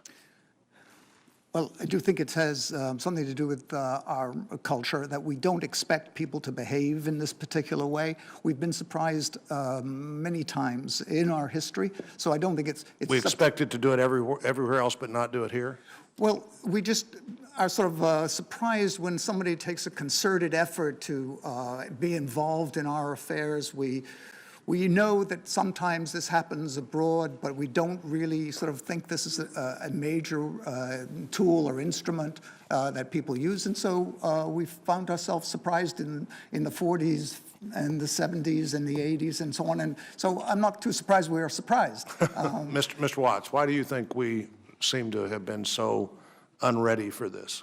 One, our intelligence community has been over-focused on terrorism and the Islamic State, and there wasn't much resources or bandwidth to focus on it. The second one is our traditional methods for detecting and counterintelligence, things like active measures, are based on humans. We run spies versus counter-spies. Most of this influence came online. They essentially duplicated the old active measure system without setting foot inside the United States. I think the third part of it is the intel community in the United States is very biased against open source information, and they've been surprised repeatedly. ISIS, the Arab Spring, you can go back over the past 6 to 7 years. We worry a lot about security clearances and badges and who gets access to doors and does the break room have a shredder, but when it comes to the open source, we miss what's right in front of our nose. My 2 colleagues and I use 3 laptops, and we do this at our house. But for some reason, the entire Intel apparatus with billions of dollars will miss a tweet or a Facebook post that's right in front of them, but will be highly focused on this security system and these closed sources, which are super useful. But we've not changed that orientation in our Intel community. Mr. Rummer, in Europe, do you think the interventions there were so obviously different that we wouldn't have caught on, or how do you see the difference in what the Russians have done, particularly in the last 15 years in Europe, and what they did here? Well, there was an element of unpreparedness on our part. I agree with my colleagues. I would say that, well, I can speak from personal experience, and that is I just didn't believe that any one intervention, any one agent can swing our election across 50 states. I thought nobody in the right mind would try to take on the challenge of such expense and complexity. But then when you think about it more carefully, as we have now with the benefit of hindsight, if you look at the election of 2000, when the Florida vote was decided by a very small number of votes, when we now know some of the votes were decided, in some states were decided by a very small margin, you realize that, you know, a more sophisticated actor that has, as my colleagues have pointed out, years and decades of experience of playing in this field can actually aspire to make a meaningful difference. Let me ask another question about that. I know the Vice Chairman mentioned hand counting of ballots in the recent elections in one European country. You said that the Russian intelligence services directly intervened. We don't have any reason to believe, any of you can answer this, that they intervened in any election counting system this time. I think we should be concerned that that never be allowed to happen, and one of our goals here should be to be sure we're protecting that part of the process. But when you said directly intervened in the elections, no indication, Mr. Rumor, of directly intervening anywhere in the counting of votes on Election Day? Right. There are public statements from our intelligence community and law enforcement and DHS that our counting systems have not been affected. I can only go on the strength of that, and I fully believe that statement. But we certainly should be aware of that and concerned about it. Absolutely. Thank you, Mr. Chairman. Senator Heinrich. Thank you, Chairman. And I want to start out by just thanking the Chairman and the Vice Chairman for their willingness to work so closely together on leading this investigation. I certainly think that today's hearing is helpful in setting a baseline for the intentions and the techniques of Russia's active measures campaigns, but I also look forward to public hearings in which we can dig even deeper into the substance of what happened specifically in the 2016 election. Similarly, I believe it's critical that we dig into the financial aspects involved and that we follow the money to determine whether and how the Russians have used financial leverage to achieve their strategic goals. I think we need to do everything possible to get to the truth. The American people certainly deserve no less. And I think if we do not take this seriously, it is not hyperbolic to say that our fundamental democratic institutions are at risk. Dr. Godson said something in his statement for the record about the history of relying on agents of influence. In other words, recruiting and co-opting sympathetic groups or individuals in the U.S. and in the West to advance the Russian agenda. Do you all agree that financing is one of the methods often used by Russia to recruit sympathetic agents? Yes. Yes, there's publicly available evidence of Moscow-based bank financing one of the presidential candidates in France. So when they use financial resources to recruit agents of influence, like the example you just made, is it always a simple of exchange of money for assistance, or does Russia sometimes attempt to buy influence more subtly through access to lucrative business deals and contracts and those kinds of arrangements? Yes, I think all of the above we can show examples of in the past. Yes, they have used their considerable financial business leverage in Eastern Europe to cut favorable energy deals, to offer lucrative deals to local companies and governments. I think the key point in this is comparing it to Soviet active measures to today is we didn't do business transactions with the Soviet Union. So they have so many more access points to compromise people financially or to influence them on the financial space that they couldn't have done during the Cold War. This next question is for any of you. I'm curious if you see money in politics as an opening for Russia to be able to potentially manipulate our elections, especially given their expertise at moving financial resources through networks and the change in our own environment in which there is now a lack of transparency in the current U.S. campaign finance environment, where oftentimes you have elections where a majority of the dollars spent are not even originating from the individual candidates themselves. Have any of you given that some thought? So I think it's a little bit overstated based on the public part of it. The Russians aren't stupid. They know that if they are ever caught directly putting money into what looks like a Manchurian candidate kind of scenario, this could be provocation for war, or it could be sanctions. It could be a host of different things.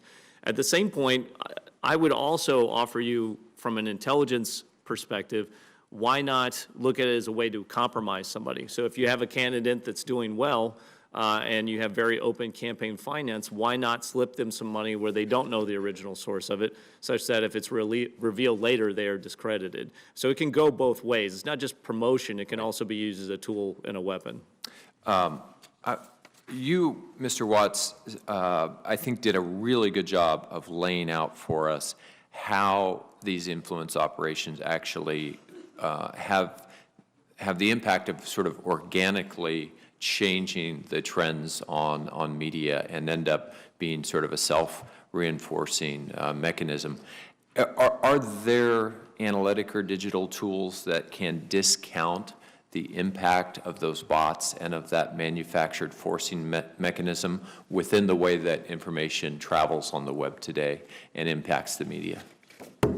So I think all the social media companies are starting to realize that their ad revenue mechanisms can be manipulated for this. There are more than just Russian fake news out there. You've got profiteers, you've got political groups that do that, and you've got, satire, which is thrown in the mix of it. You're seeing the social media companies try and regulate this now or deem things as fake news, but that's going to fail. Ultimately, any attempt to deem things as fake or not fake is going to lead to freedom of speech violations, freedom of the press violations. Because how do you do that? How do you determine who's being fair or not?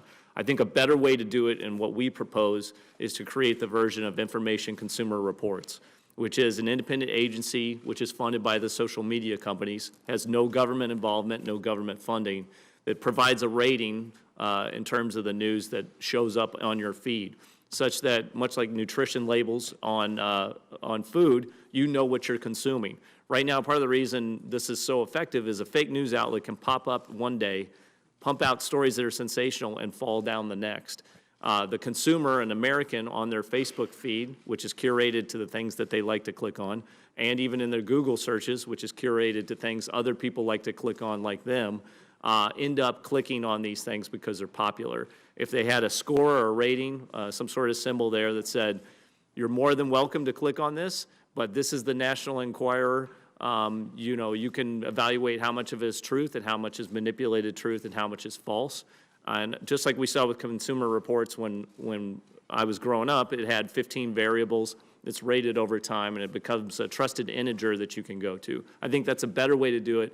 We're not restricting Americans' freedom of speech and press, and at the same point, where if they want to look at fake news, they can look at it, but they know what they're getting into. Thank you, Mr. Chair. Senator Langford. It's hard to believe we're even having this hearing today discussing this topic, since Putin already cleared this up earlier today. He came out with a public statement just hours ago saying, "Watch my lips, no," and then followed up with, "All these things are fictional, illusory, provocations, lies, used for domestic American political agendas. The anti-Russian card is played by different political forces inside the United States to trade on and consolidate their positions inside." Well, he certainly consolidated us. It is painful to watch the Russian people trapped in a regime that is doing this worldwide. They'd like to be able to watch the Olympics and know their athletes weren't doped ahead of time. They would like to believe their own news when the Russians proclaim, "We're not in Ukraine and we're not in Syria," and they are, and it'd be nice if we could, as he said, watch my lips and know that he's not trying to deceive our audiences. My question is, first, why did he think he could get away with it this time? This is not new for the Russians. They've done this for a long time across Europe, but it was much more engaging this time in our election. Why now? Mr. Watts? I think this answer is very simple and is what no one is really saying in this room, which is part of the reason active measures have worked in this U.S. election is because the commander-in-chief has used Russian active measures at time against his opponents. On 14 August 2016, his campaign chairman, after a debunked Incirlik... When you say his, who's his? Paul Manafort, okay. Cited the fake Incirlik story as a terrorist attack on CNN, and he used it as a talking point. On 11 October, President Trump stood on a stage and cited what appears to be a fake news story from Sputnik News that disappeared from the internet. He denies the intel from the United States about Russia. He claimed that the election could be rigged. That was the #1 theme pushed by RT, Sputnik News, white outlets, all the way up until the election. He's made claims of voter fraud, that President Obama is not a citizen, that, Congressman Cruz is not a citizen. So part of the reason active measures works, and it does today in terms of Trump Tower being wiretapped, is because they parrot the same lines. So Putin is correct. He can say that he's not influencing anything because he's just putting out his stance.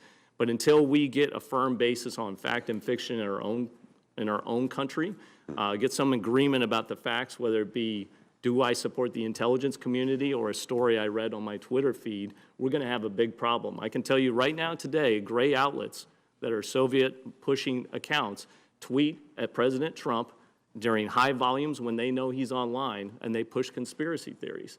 So if he is to click on one of those or cite one of those, it just proves Putin correct, that we can use this as a lever against the Americans. So this started in 2008-9 time period, as you've cited before with your previous timeline.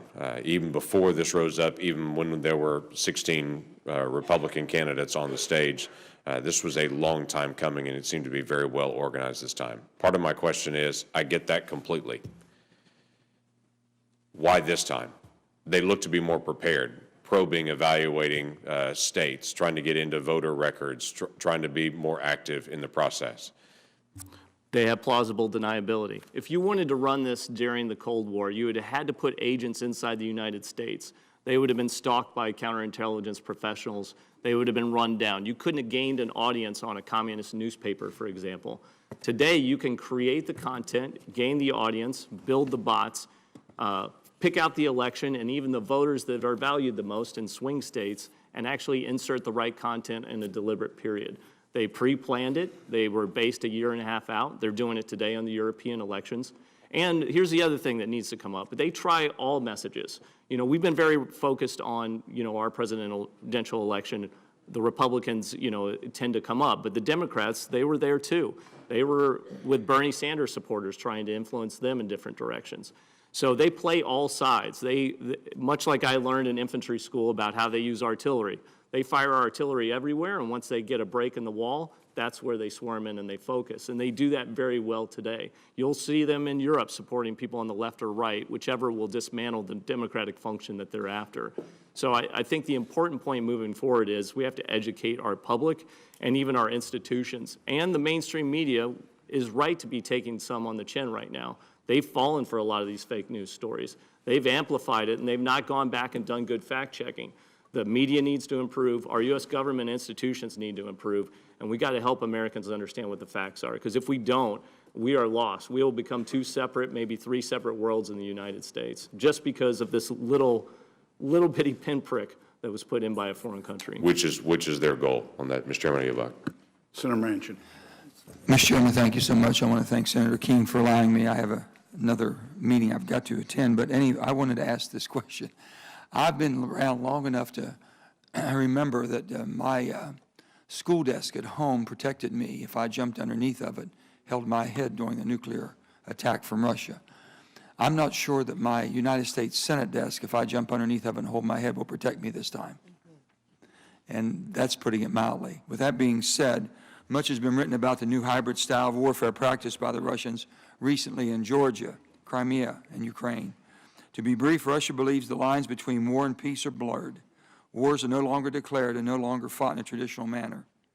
And the power of non-military means to achieve objectives exceeds the power of weapons and effectiveness. Some label it the Gerasimov doctrine, which is a combination of political, military, economic, social, and media means to achieve Russian strategic objectives. In the United States, we would call this a whole-of-government approach. So my question would be to any of you, and I'll start with you, Mr. Watts, if possible, is Russia's meddling in our 2016 elections proof the United States is dealing with a nation that is acting in its own warlike manner? Yes. Would you like me to comment on some of the things we can do? Yeah, so there are 7 or 8 things we could do immediately that are not very complicated. And my desk is not going to save me this time, right? No, and I'll tell you right now, I'm going to walk out of here today. I'm going to be cyber attacked. I'm going to be discredited by trolls. My biggest fear isn't being on Putin's hit list or psychological warfare targeting. I've been doing that for 2 years. My biggest concern right now is I don't know what the American stance is on Russia and who's going to take care of me. I mean, after years in the Army and the FBI, working in the intel communities today, I'm going to walk out of here and ain't nobody going to be covering my back. I'm going to be on my own. And so that's very disconcerting. And I think that speaks to what we need to do. One, in terms of falsehoods, we need to do 2 things. We need a State Department and a DHS website that immediately refute when falsehoods are put out. These seem silly when they come out. Incirlik, terrorist attack, for example. But the quicker they're refuted, the faster they die in social media. We caught the Incirlik attack because it was refuted quickly. When the Russians fake it, it gets exposed. If it goes on too long, it gets into mainstream media and it runs out of control. The other part is the FBI. They're doing a great job in terms of investigating hacking, but the hacking powers influence. Whenever there's a hack, we should immediately go in and look at what was stolen and figure out what is the anticipated smear campaign discrediting, how is this going to be weaponized and influenced. The next one I think is super important, which is educating U.S. businesses. Treasury and Commerce right now need to be doing awareness campaigns. Their companies suffer smear campaigns from foreign countries right now, which change their stock prices. Their employees are in social media and are being picked off through social engineering and hacked at. The other part really is in the private sector and the public sector that we need to look at. Mainstream media companies, we need to be working with them. What if they boycotted WikiLeaks collectively? What if they all didn't race to publish too quickly?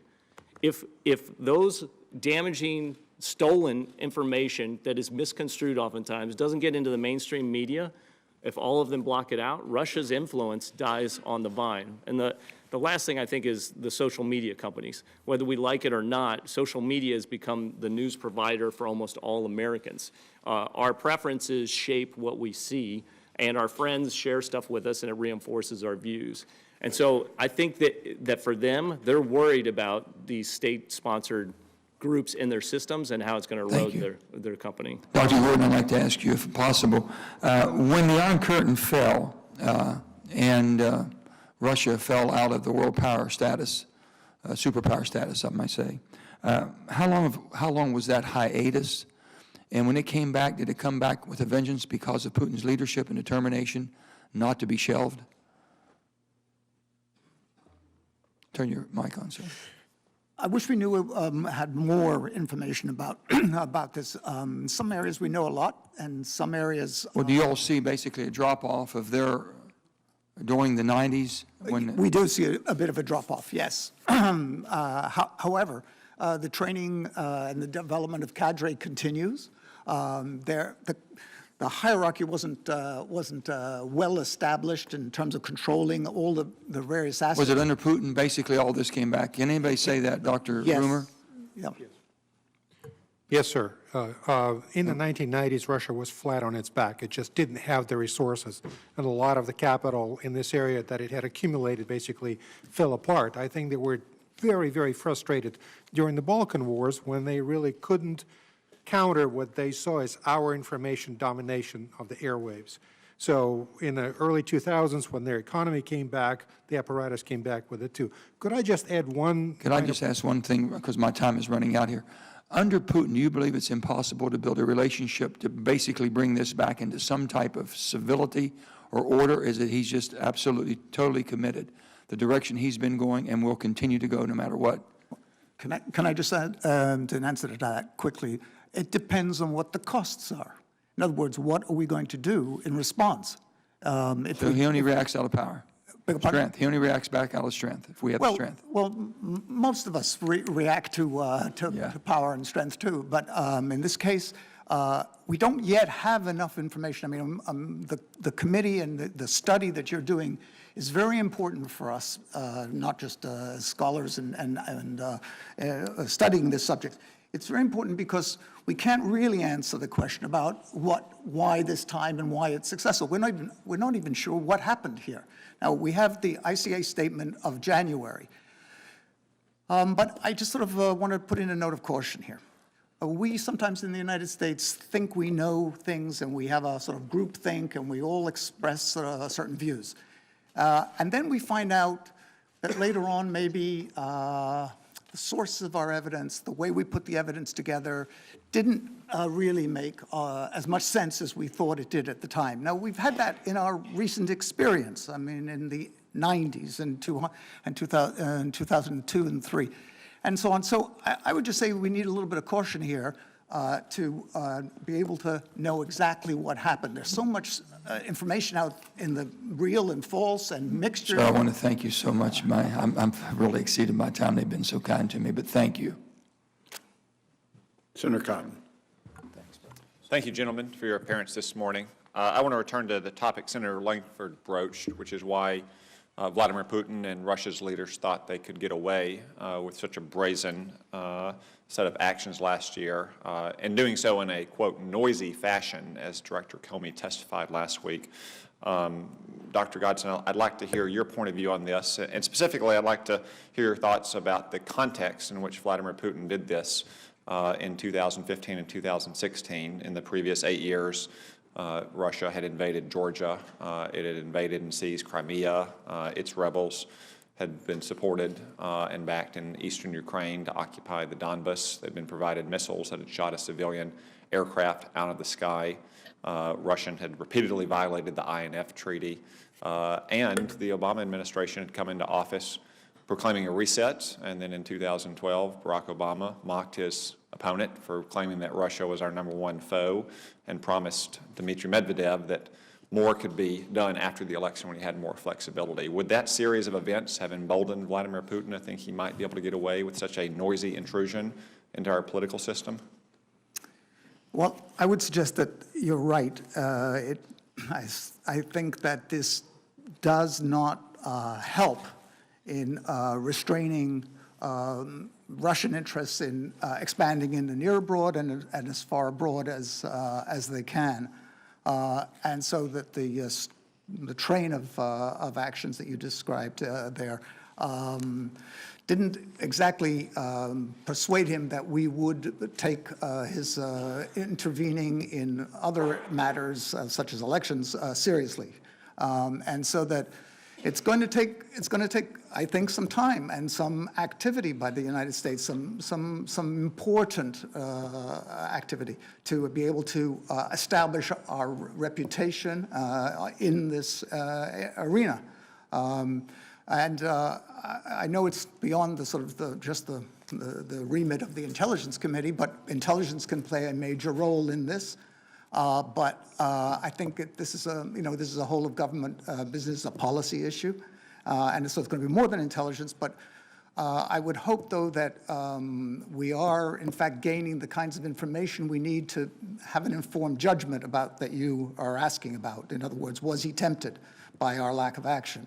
I hope, I presume, that the intelligence community has a tasking that identifies the Soviet responses and their perceptions, and that if we don't have such a tasking on this subject, then we won't be in a very good position to ask it. But I think, in general, yes, I agree with the point you're making.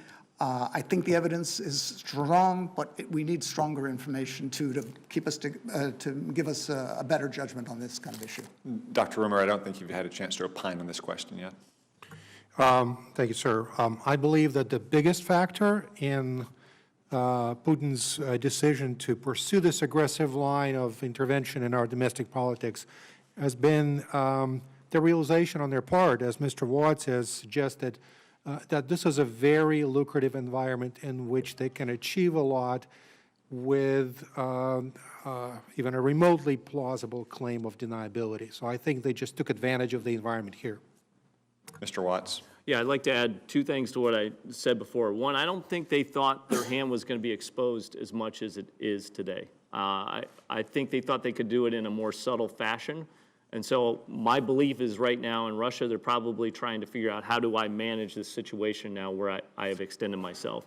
But the overriding issue with why Russia did this to the United States and does it now to Europe is we are weak.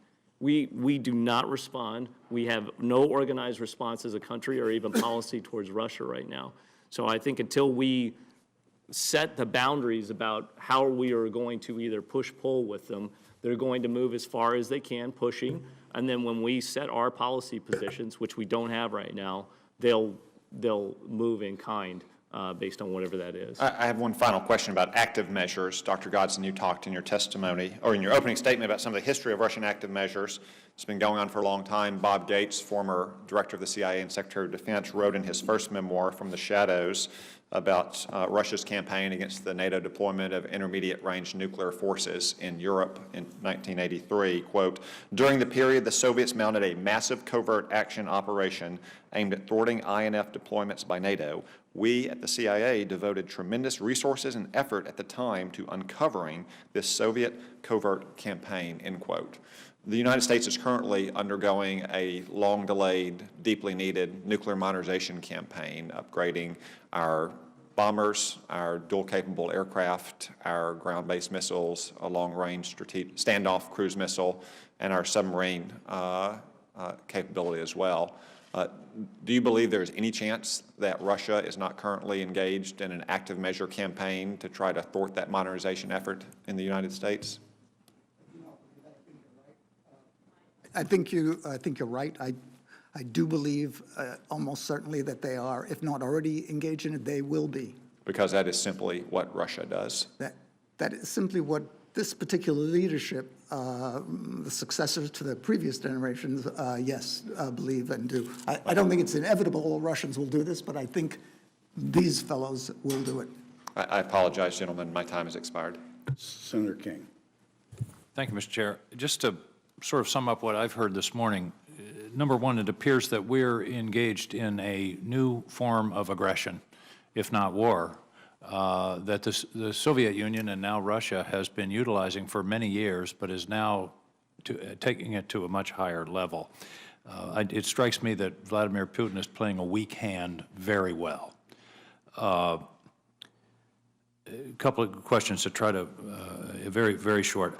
I would say that what we've seen and what you've told us this morning is that what we saw in the 2016 election is absolutely consistent with prior Russian practice and current Russian practice in other parts of Europe and the world. Is that correct, Mr. Watts? Yes, it's still going on today. Secondly, is it your opinion that this is going to continue? In other words, 2016 is not a one-off. No, I mean, they're going to continue until something meets their challenge. And right now, there's nothing meeting their challenge. Any European effort I've seen is very small in comparison. And Mr. Rumor, would you say that, Dr. Rumor, that Putin is a Democrat, a Republican, or an opportunist? I think it's he's an opportunist, and even if we counter this, or when we counter his efforts, he will continue anyway. It's going to be a dynamic, not a sort of static situation where we deploy countermeasures and that stops. But it will keep going on. I think it's very important, though, that we realize that he is neither a Democrat nor a Republican, because it means that everybody on this dais and everybody in political life in America, regardless of their party, is at risk. In 2016, it happened to tilt because of his interest toward the presidential candidate of the Republican Party, but it could very well be the opposite in 2020 or 2022. Mr. Watts, you're nodding, but I can't record that. Yes, they will shift to whichever one supports or is most amenable to their foreign policy position, or who they think is weak for manipulation.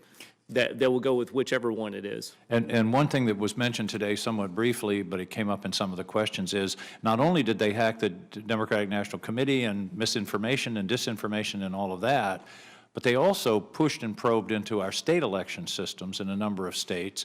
Apparently, the information that we have thus far is it didn't work, but they tried. And Mr. Watts, would you agree that they weren't trying for fun? This wasn't entertainment. They were looking for a place to make changes in election results.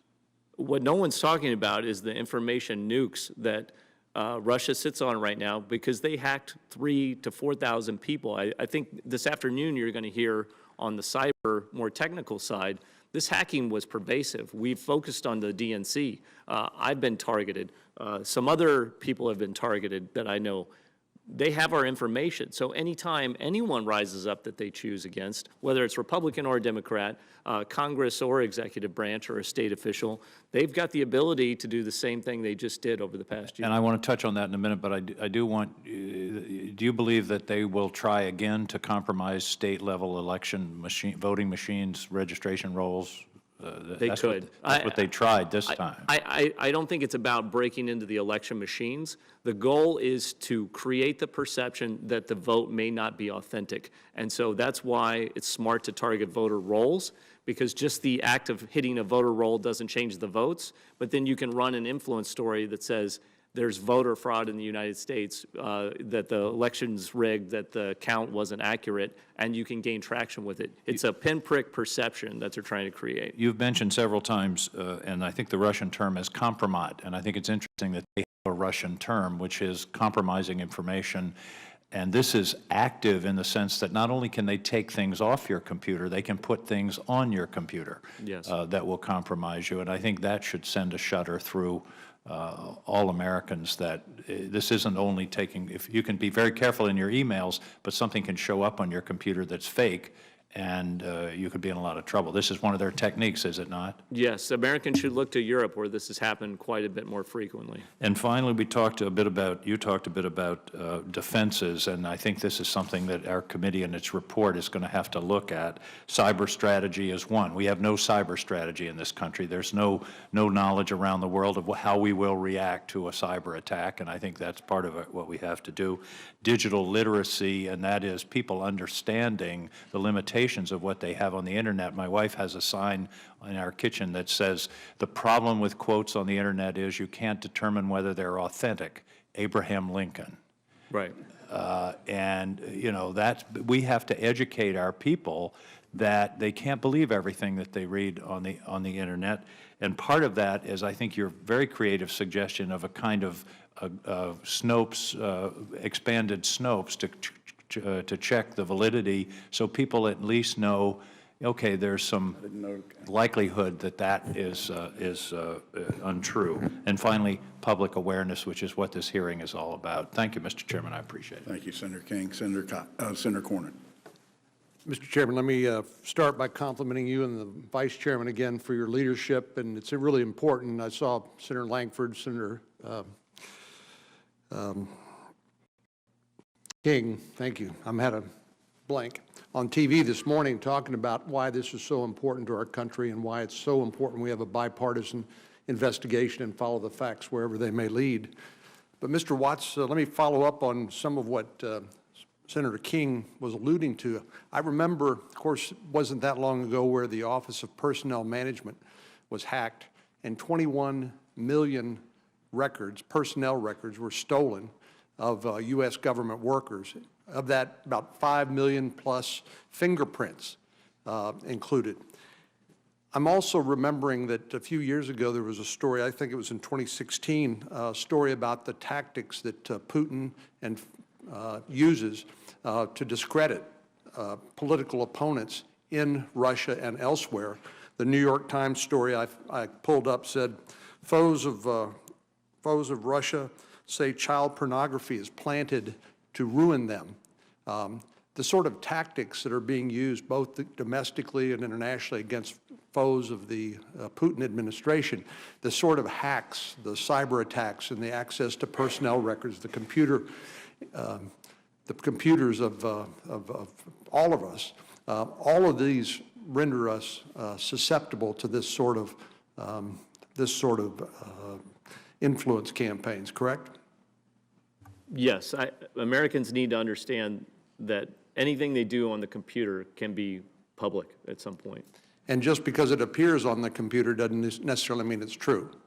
Correct. Fact and fiction have been wildly blurred over the past few years.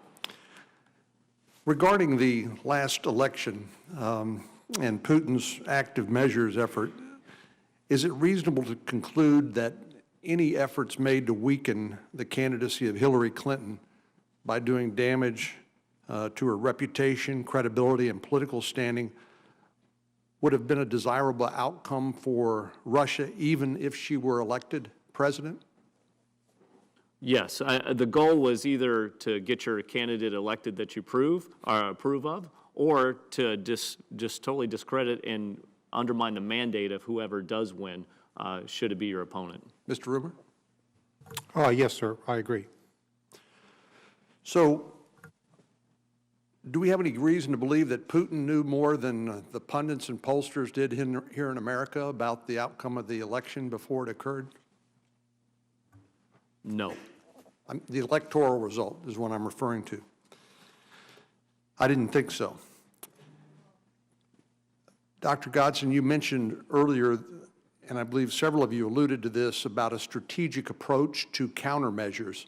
Would you briefly describe what some of those might be? And I would like to have a more extended conversation at some point about what each of you would recommend for the United States government to do to engage in a strategic approach of countermeasures to this sort of campaign.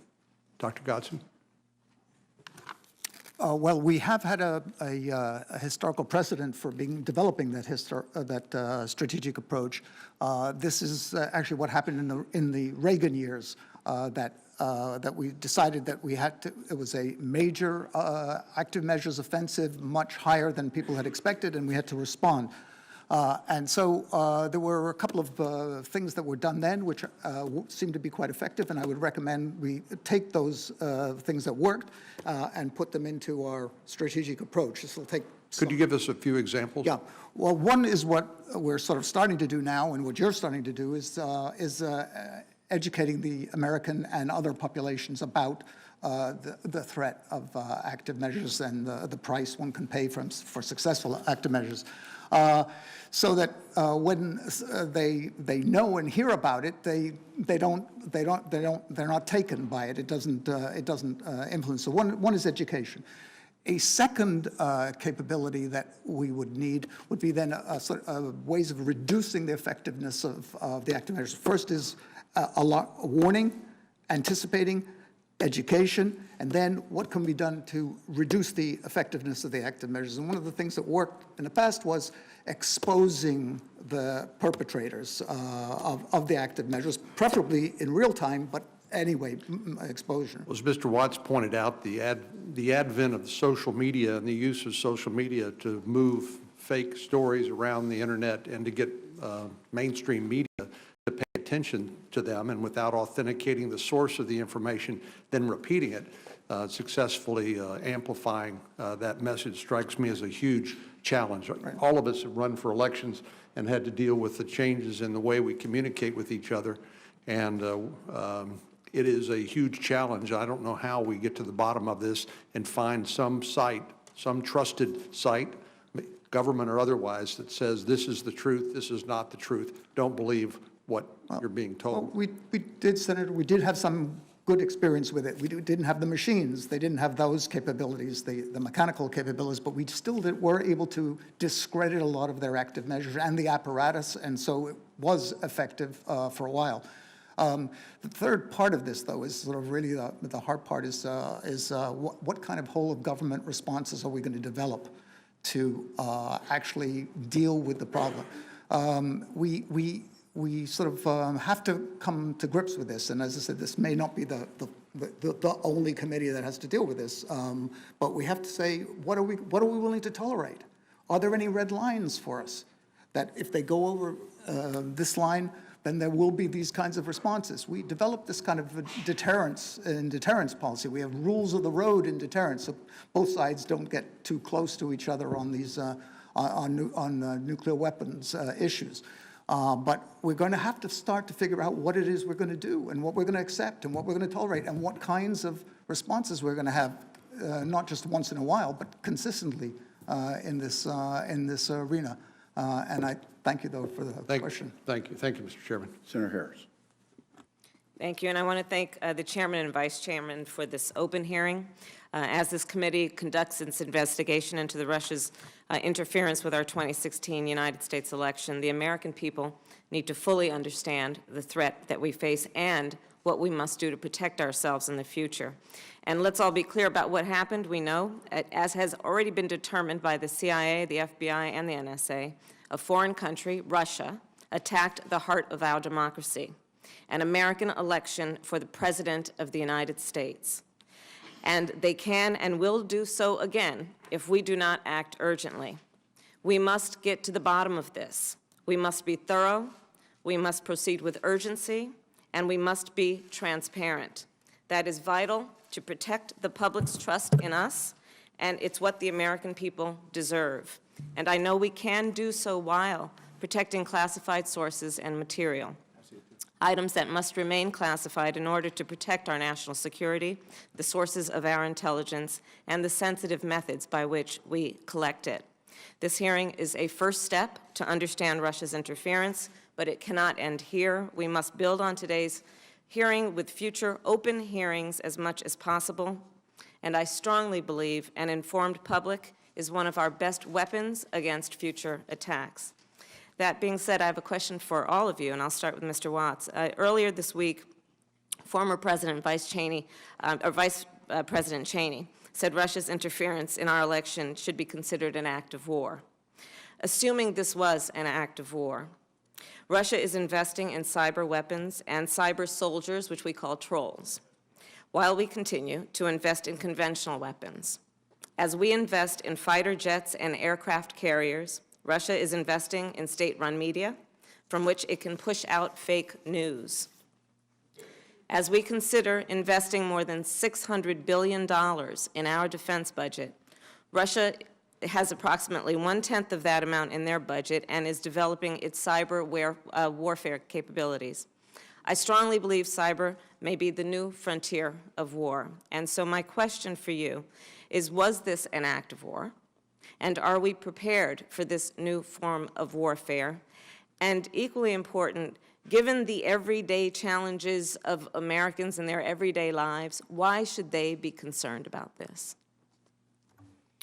On the first part, an act of war, on the scale of warfare, it's not kinetic, but it's definitely part of the Cold War system that we knew 20, 30 years ago. Americans should be concerned because right now, a foreign country, whether they realize it or not, is pitting them against their neighbor, other political parties, ramping up divisions based on things that aren't true. They're trying to break down the trust they have in you as a senator, the Congress, the legislature, the court system. They're trying to break down all faith in those institutions. And if they can do that, if Americans don't believe that their vote counts, they're not going to show up to participate in democracy. If they don't believe that what they're doing is part of a government system that actually represents them, they're not going to go to jury duty. If they don't believe in those institutions, everything breaks down. And when that breakdown occurs, we are focused internally, and Russia is focused externally, achieving their goals. In terms of investments, part of the reason we don't invest well in cyber and we don't invest in information is because we're not buying big pieces of equipment. If you can't buy a big piece of equipment, then it's really hard to invest your dollars. We need to invest in people. The reason Russians win in cyber and information space is they have great propagandists and they have the best hackers that are out there that they can either enlist because they're criminals and sort of bring under their umbrella or train themselves. We, on the other hand, worry a lot about who we're going to bring into the cyber field because they might have smoked weed one day, or they can't pass a security clearance, or they didn't get a score on their ASVAB. But there's millions, I mean millions of talented Americans out there that can support these roles inside our government. We need to invest in humans moving forward in this space. And it's hard to get Americans to understand that, or even the Department of Defense, because you're talking about cyber and computers, and so you think of tech. But the truth is that tech only works if you've got the smartest brains behind it. We do, but we don't put them against our fight. Thank you. Dr. Rumor. I think we should be careful using terms such as an act of war. It's definitely a continuation of warfare by other means. But, when you declare something to be an act of war, it calls for certain responses that we may not be ready to take on. I do agree with Mr. Watts on the need to be much more creative and much more resourceful in the way we approach the question of, call it cyber warfare. I, again, would caution that, the Russians have a very different standard here in using their offensive tools than we use in using our cyber tools with great deal of responsibility, and I think we should be very careful not to cross certain lines. We should, however, be using tools that are available to us and platforms that are available to us, just from a somewhat different domain. I think that our own spokesman, our own information projected, delivered from our platforms should be the gold standard of accuracy and objectivity. So from that standpoint, let me just say that, we're not using, for example, the platform of the State Department effectively. The practice of not sustaining our regular briefings for the media, for the world, is something that only hurts our interests. Thank you. I agree with my colleagues, so I won't repeat the same conclusions they reached. I would, though, like to introduce the idea, though, that cyber is now important. Cyber wasn't considered so important 20 years ago, now considered important. But there are other technologies coming on board now. Some are visible to us. Some, they're not very salient. They haven't risen above the horizon.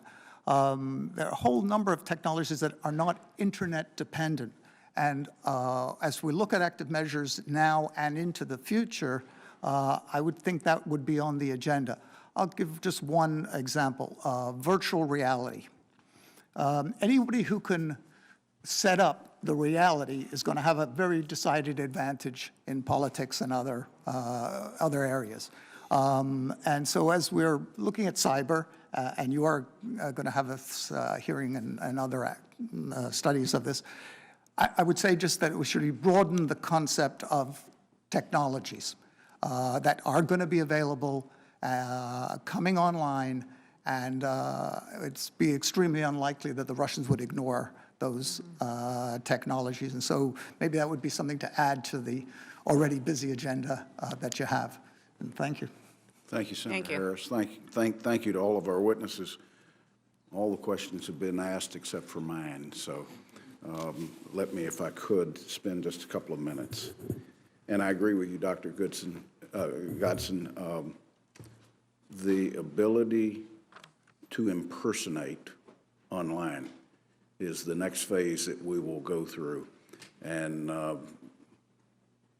I think it's safe to say we don't have our best and brightest yet focused on that. We're still trying to triage what happened to us versus to be creative and look forward and say what could happen. Mr. Watts, I heard you talk about intent and specifically the intent of the Russians and their effectiveness, and how pre-planning played a large part of the 16 effort. Here's my disconnect, is that when you, at least on the surface as we've gotten into the investigation, as you look at the emails that were captured either out of the DNC or out of the Podesta account that were then the source of Russia's effort through WikiLeaks to publicly lay this out. That seemed to be an average, ordinary Russian fishing expedition that we captured maybe 3,000 efforts at the same period in time.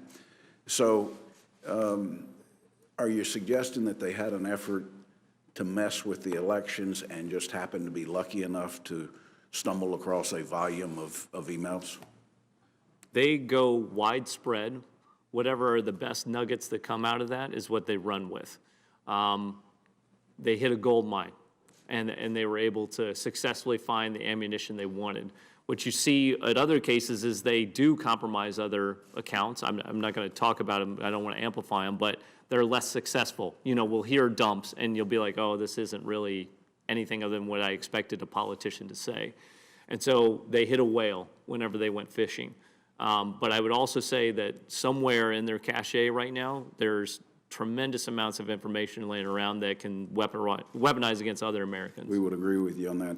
And very quickly, as you sort of summarized how fake news and how coordinated social media efforts push stories to the top 10 and they get picked up automatically. What is the takeaway for U.S. media outlets from what you've just said? They have to improve their editorial processes, and they also have to take a step back from the "I got to get it out first" competitive environment. Part of the reason this Russian system works is every outlet races to get the story out first. When they do that, they put themselves at risk to fall for these sorts of schemes.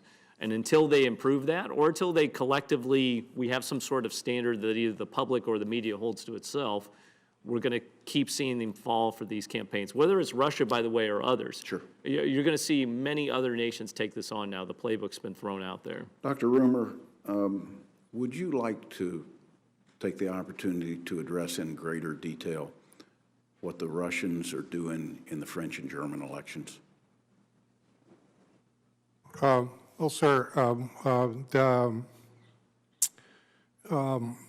there's a wide effort in the German election to build up this far-right party, Alternative for Germany, ADF, to use them as sort of a credible challenger to Chancellor Angela Merkel.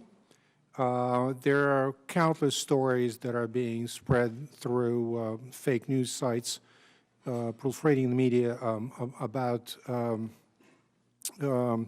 the failures of Chancellor Merkel.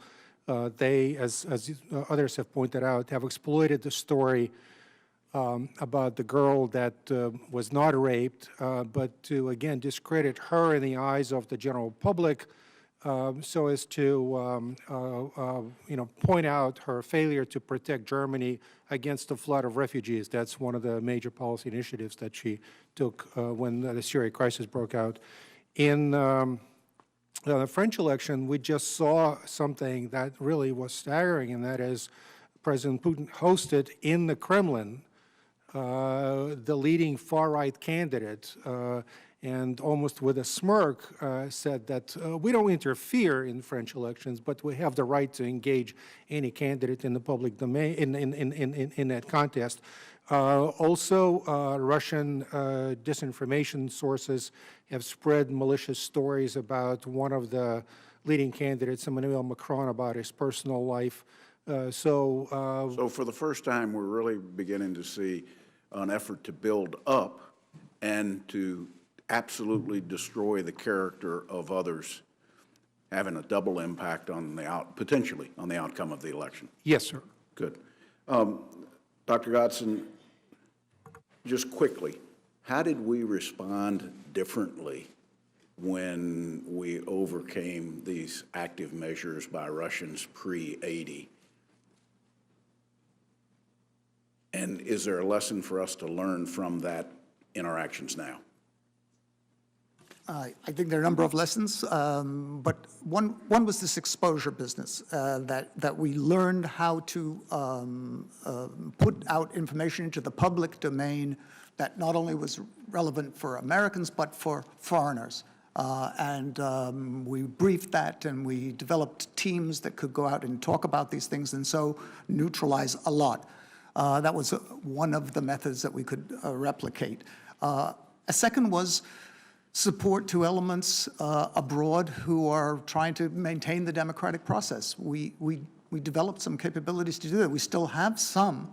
One of the outstanding examples is the National Endowment for Democracy, bipartisan, able to do quite a lot, but is also limited in various ways. And so one could look back and see how we were able to do this in different ways abroad that had an effect in the past. It's not that expensive financially. Sure. And those methods are available. Thank you.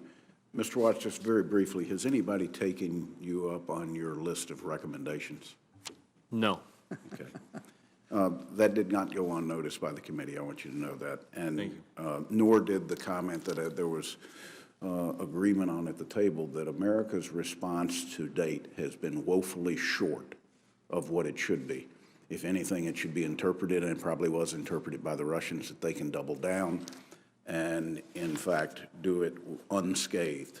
So, Mr. Watts, we heard you when you said fact and fiction have become wildly blurred.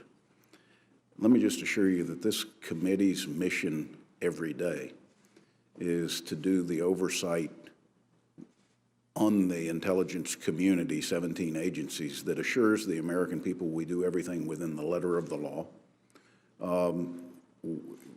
We first assure that to 85 other members of the Senate. So when it came time for a look inside what Russia active measures did and what our response was and how our intelligence community came to the assessments that they would, this fell right in our wheelhouse. This is what our professional staff does on a daily basis. This is a little more granular than what we do. It will take some time, and it means triaging a tremendous amount of documents. But I also heard from all three of you that if there was ever a time to get it right, it's now. And we have methodically built a process that builds a foundation of fact to build an investigation on that foundation that can hopefully come to a bipartisan finding where the conclusions are matched with the facts that we find. In some cases, as all three of you know, that might be intelligence product that can't be made public. But in every place that we can, I have pledged to the Vice Chairman, and he has pledged to his members, and I have pledged to mine, where we can make it public so that the American people understand it and feel that this has been credible and thorough and that the conclusions are valid, we're going to try to do that. But I also believe that the American people expect us to protect sources and methods. They expect us to work with the intelligence community in a way that strengthens what they do and how they do it, not by sharing that with everybody, but by certifying that they're doing it within the letter of the law to keep America safe. I look at this investigation as one extension of that, and it's to once again certify to the American people what we've done has been thorough, to hopefully provide some actionable conclusions for this administration, and to look back on the work that we do and believe that in 2018, 2020, we're going to be less concerned with Russia's involvement in our elections, and that the United States of America should, like we do on terrorism, work with any country in the world that might be the target of an aggressor like Vladimir Putin. So I'm grateful to you for what you've contributed to our investigation. This hearing's now adjourned. Pretty good. Almost two.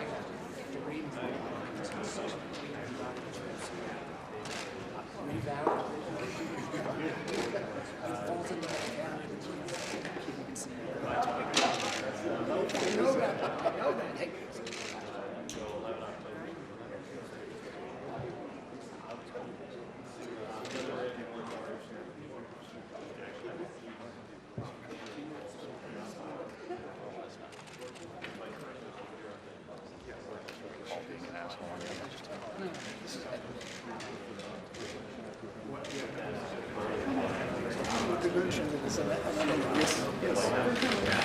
it's all right. Yeah.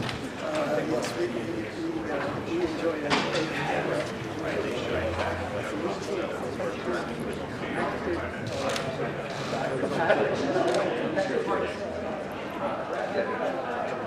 Maybe that's not there.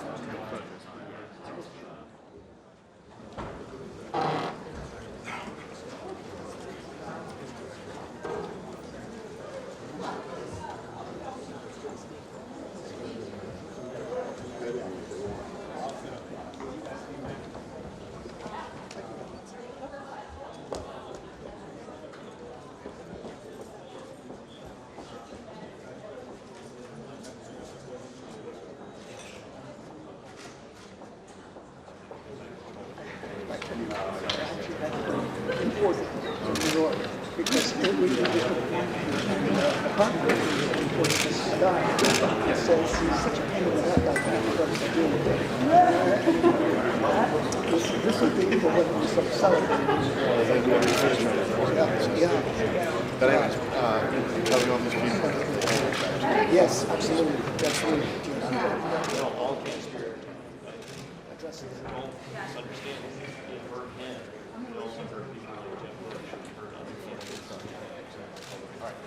Sure.